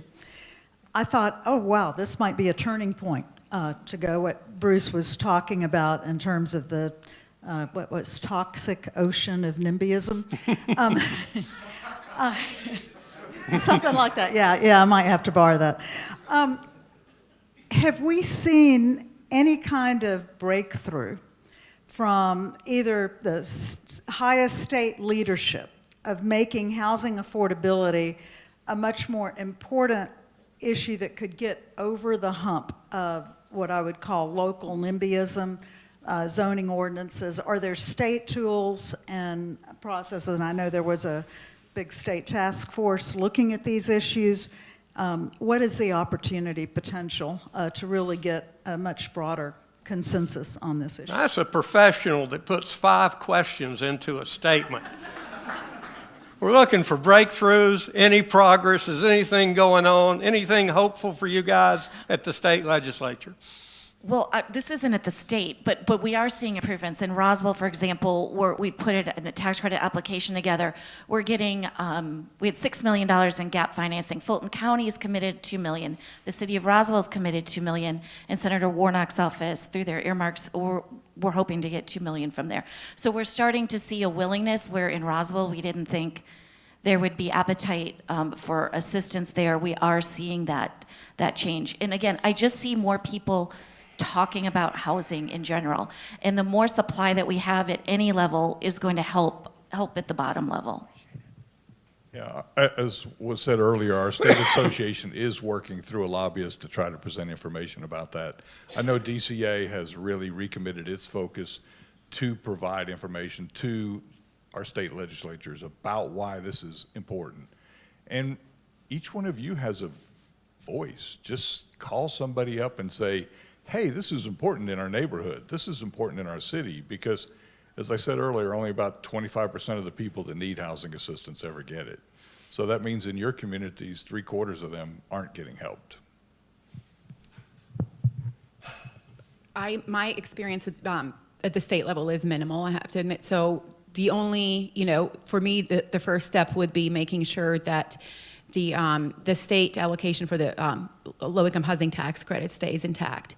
I know outside of the public housing arena, there have been numerous bills that have been introduced that make perfect sense and would have a great impact on the housing insecurity, and allowing local municipalities to implement rent controls, or landlord database registrations, so they can see how much of their housing stock is owned by out-of-state investors. So there have been some common sense introductions that we have not seen a lot of movement on, and I think overall they would be helpful.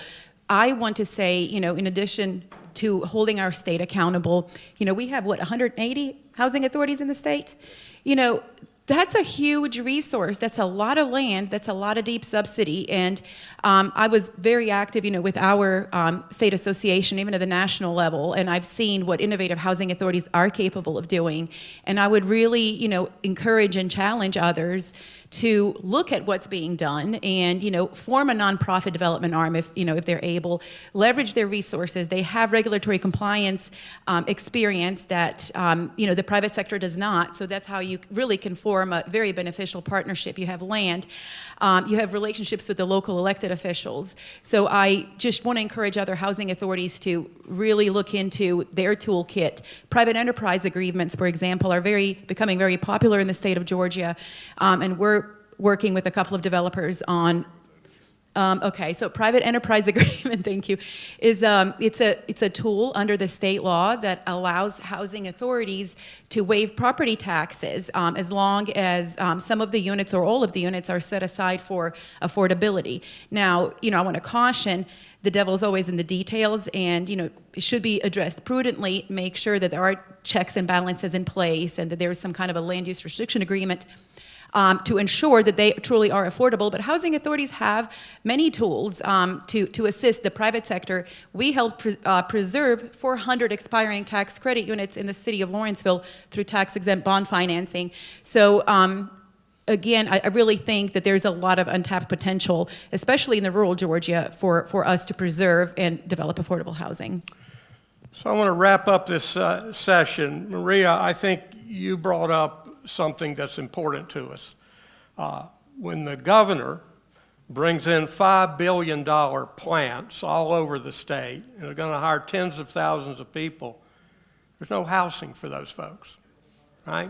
So that's what the governor's thinking. What am I going to do about zoning? What am I going to do about the type of housing that we can build? Wago used the word leverage. We need to leverage the moment. Anytime that the different forces who may see it differently can see that we have a common goal, and there is a common goal. We need to leverage the moment.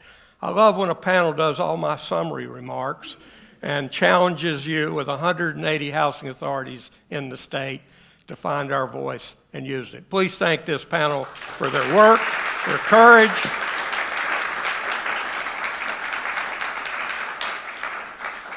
They wanted a lot more time. So it's good that we leave hungry.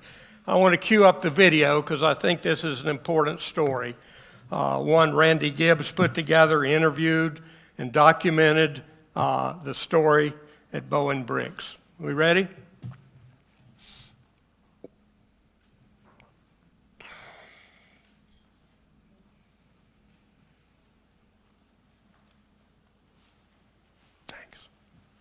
So this project, Bones Bricks, was a continuation of some work that we were doing with the Atlanta Housing. We were pursuing a transformation grant, and so I had the fortune of working on the team with a number of consultants as an economic development planner, and we captured the oral histories of some folks who lived at Bowen Homes and in surrounding community. And so we spent the day just listening to their stories about, all the things that transpired at Bowen during their lifetimes and the community that was there. And we listened to these rich stories and these families, and they're telling their stories and they're sharing their lives with us. And so after the transformation grant was sent in, I just felt like there was a lot that was still left to be told and to be shared. Certainly Atlanta Housing did a great job putting the grant together. We were successful in winning the award. However, from what we asked these individuals to share their stories, I felt like we could do something with their stories to ensure that the rest of Atlanta knew a little bit more what happened at Bowen and the folks who lived at Bowen. Well, like Dre said, the South has something to say, Bowen has something to say, and as you read the transcripts of these interviews, it's compelling. It's gripping to hear about people who moved here, to hear about the life that was there, whether it be the kickball, whether it be the candy lady, whether it be the gatherings, people taking care of each other. And so, it was a really compelling piece to hear and capture and perhaps counter some of the narratives that exist around Bowman.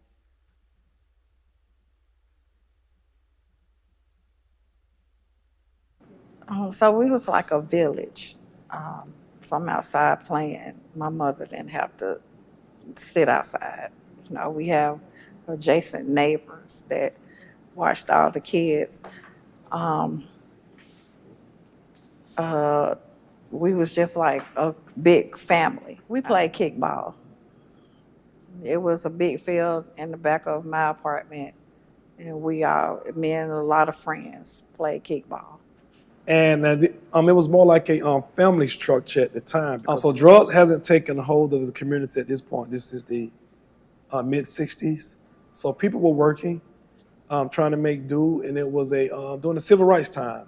So a lot of people was together. It wasn't much killing and drugs that was infesting the community. So it wasn't a bad stigma at the time. Some of these projects had just, some of the public housing was just being built. Well, as a kid, it's a lot of things that I seen going on. But as a kid, you don't know. You just listen to the grown-ups talk about it. So I can't tell you if I saw any change, because as a kid, I just wanted to play. And at the time, it was tragic going on for us. So as a little girl, I'm still trying to figure out why my little brother gone. So the morning of my little brother was telling my mom, "Hey, I'm sick. I don't want to go to school." And she kept telling him, "You got new clothes." My mom kept us dressed, and she kept telling him, "You got new clothes. You got new clothes. Go to school. Come on, go to school." So I said, "Come on, let's go to school." He was like, "You gonna come get me early?" And she said, "Yeah, I'm gonna come get you by lunchtime." I was sitting in my third grade class, Miss Young. The next thing we know, we heard a loud boom. I was leaning back in my chair and fell. And I saw my mom's friend run in the school and told me to come on. And I was like, "Where we going? Where we going?" She said, "Just come on, just come on." And I saw my mom on her knees. And I looked at her and I just grabbed her and I was like, "What's wrong?" And so she wouldn't say. They just rushed us up to the house. We got in my aunt's car and went to the house. And I kept asking her, "Well, Andre, well, Andre." And she said he blowed up in the daycare.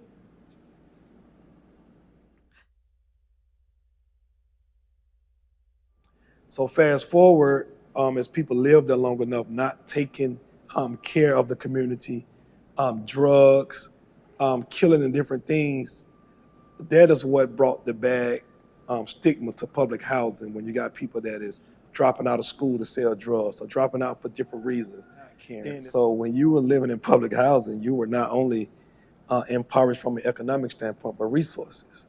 See, they didn't come out there and say, hey, we got summer camp going on. Hey, we got this going on. Hey, here's this Maya Angelou in town. You know what I'm saying? You guys might want to go see her. You guys may want to go to the World of Coca-Cola. You guys may want to go to the King Center. None of that was going on. If your grandparents or parents then wasn't alive in that time and cared enough to take you to those things, we was growing up, the only quality of life we seen, it was probably Six Flags and Whitewater, which was not in Atlanta, Cobb County. So in the city of Atlanta, you didn't have much of a quality of life that was taught to us. You know, you learned about the fine jewels in Atlanta when you got older, but the public schools didn't even take you to these places, you know? So the city was very negligent when it came to public housing. We grew up in a time where the Atlanta children murders was very prevalent and very serious. Even in the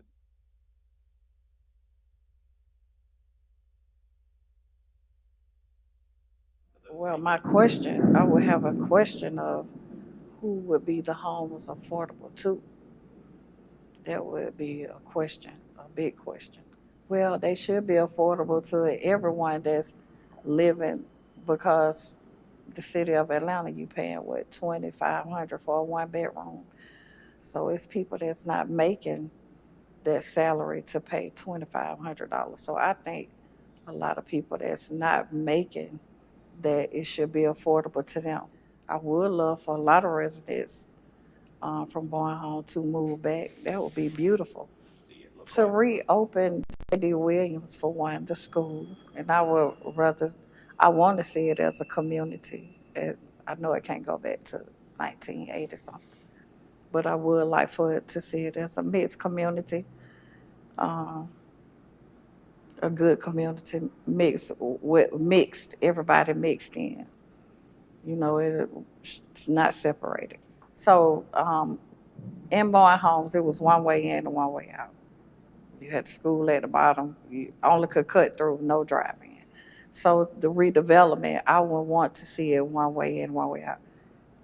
Basically, maybe two or three ways in and out. I don't think it should be a fence, like maybe a privacy fence on the roadway or Jackson Parkway, or fenced off from development of stores or things of that nature, but not like we all fenced in like it was. Yes, I used to climb that fence. As a child, I just seen it as climbing the fence to go to the store. As a grown up, I feel like a cage.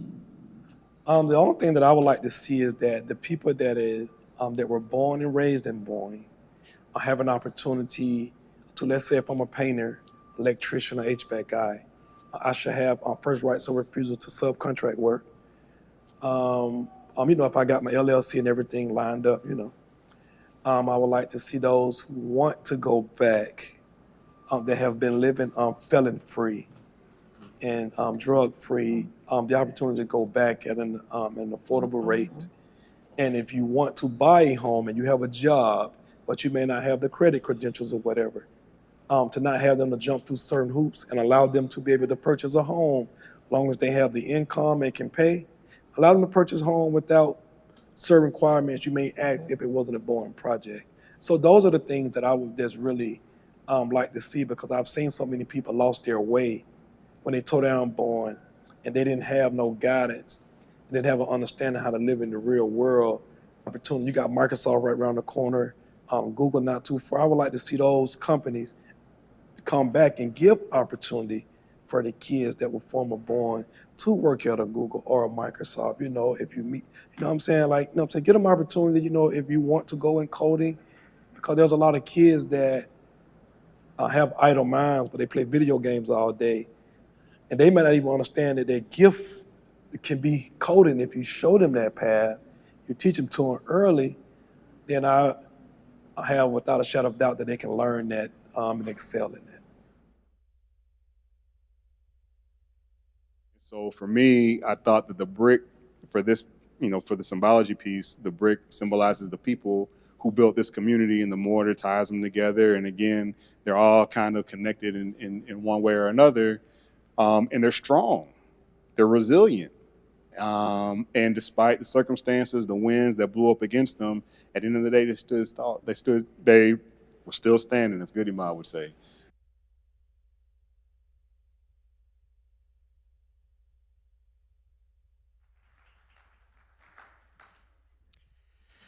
I think what they expressed so well was both the good of living in community in past years, but also the bad parts. So we live between what has been and what we know can be. And that's the gap that we live in. I thought the young lady expressed it very well, is that our vision is to live in a healthy, good community that's available to all those who need it. And we've been in this conversation for a long time. So we feel overwhelmed with the task. But because we show up, we've created the House ATLs and the Land Bank Authorities and the ANDPs and those kind of things that we realized that we didn't have that we needed to create. I feel a new sense of commitment, and I hope you pick that up today. I really think it's up to us as we expect our policymakers and our administrators to be creative, to be collaborative, to be professional, to keep leaning into the hard work. We should expect nothing less of ourselves. So I think Layla and Doug and Beth said it very well. We have a voice, and we need to use it. I want to thank the good folks here at St. Luke's and the folks that do our AV equipment for hosting us, for ARC, who's our partner and our supporter, for the steering committee and the presenters that we had today. I want to always thank George Bergen and the team at ANDP that are so helpful in putting this together. So thank you for being here. We'll keep on keeping on, and I'll see you at the next housing forum. Thank you.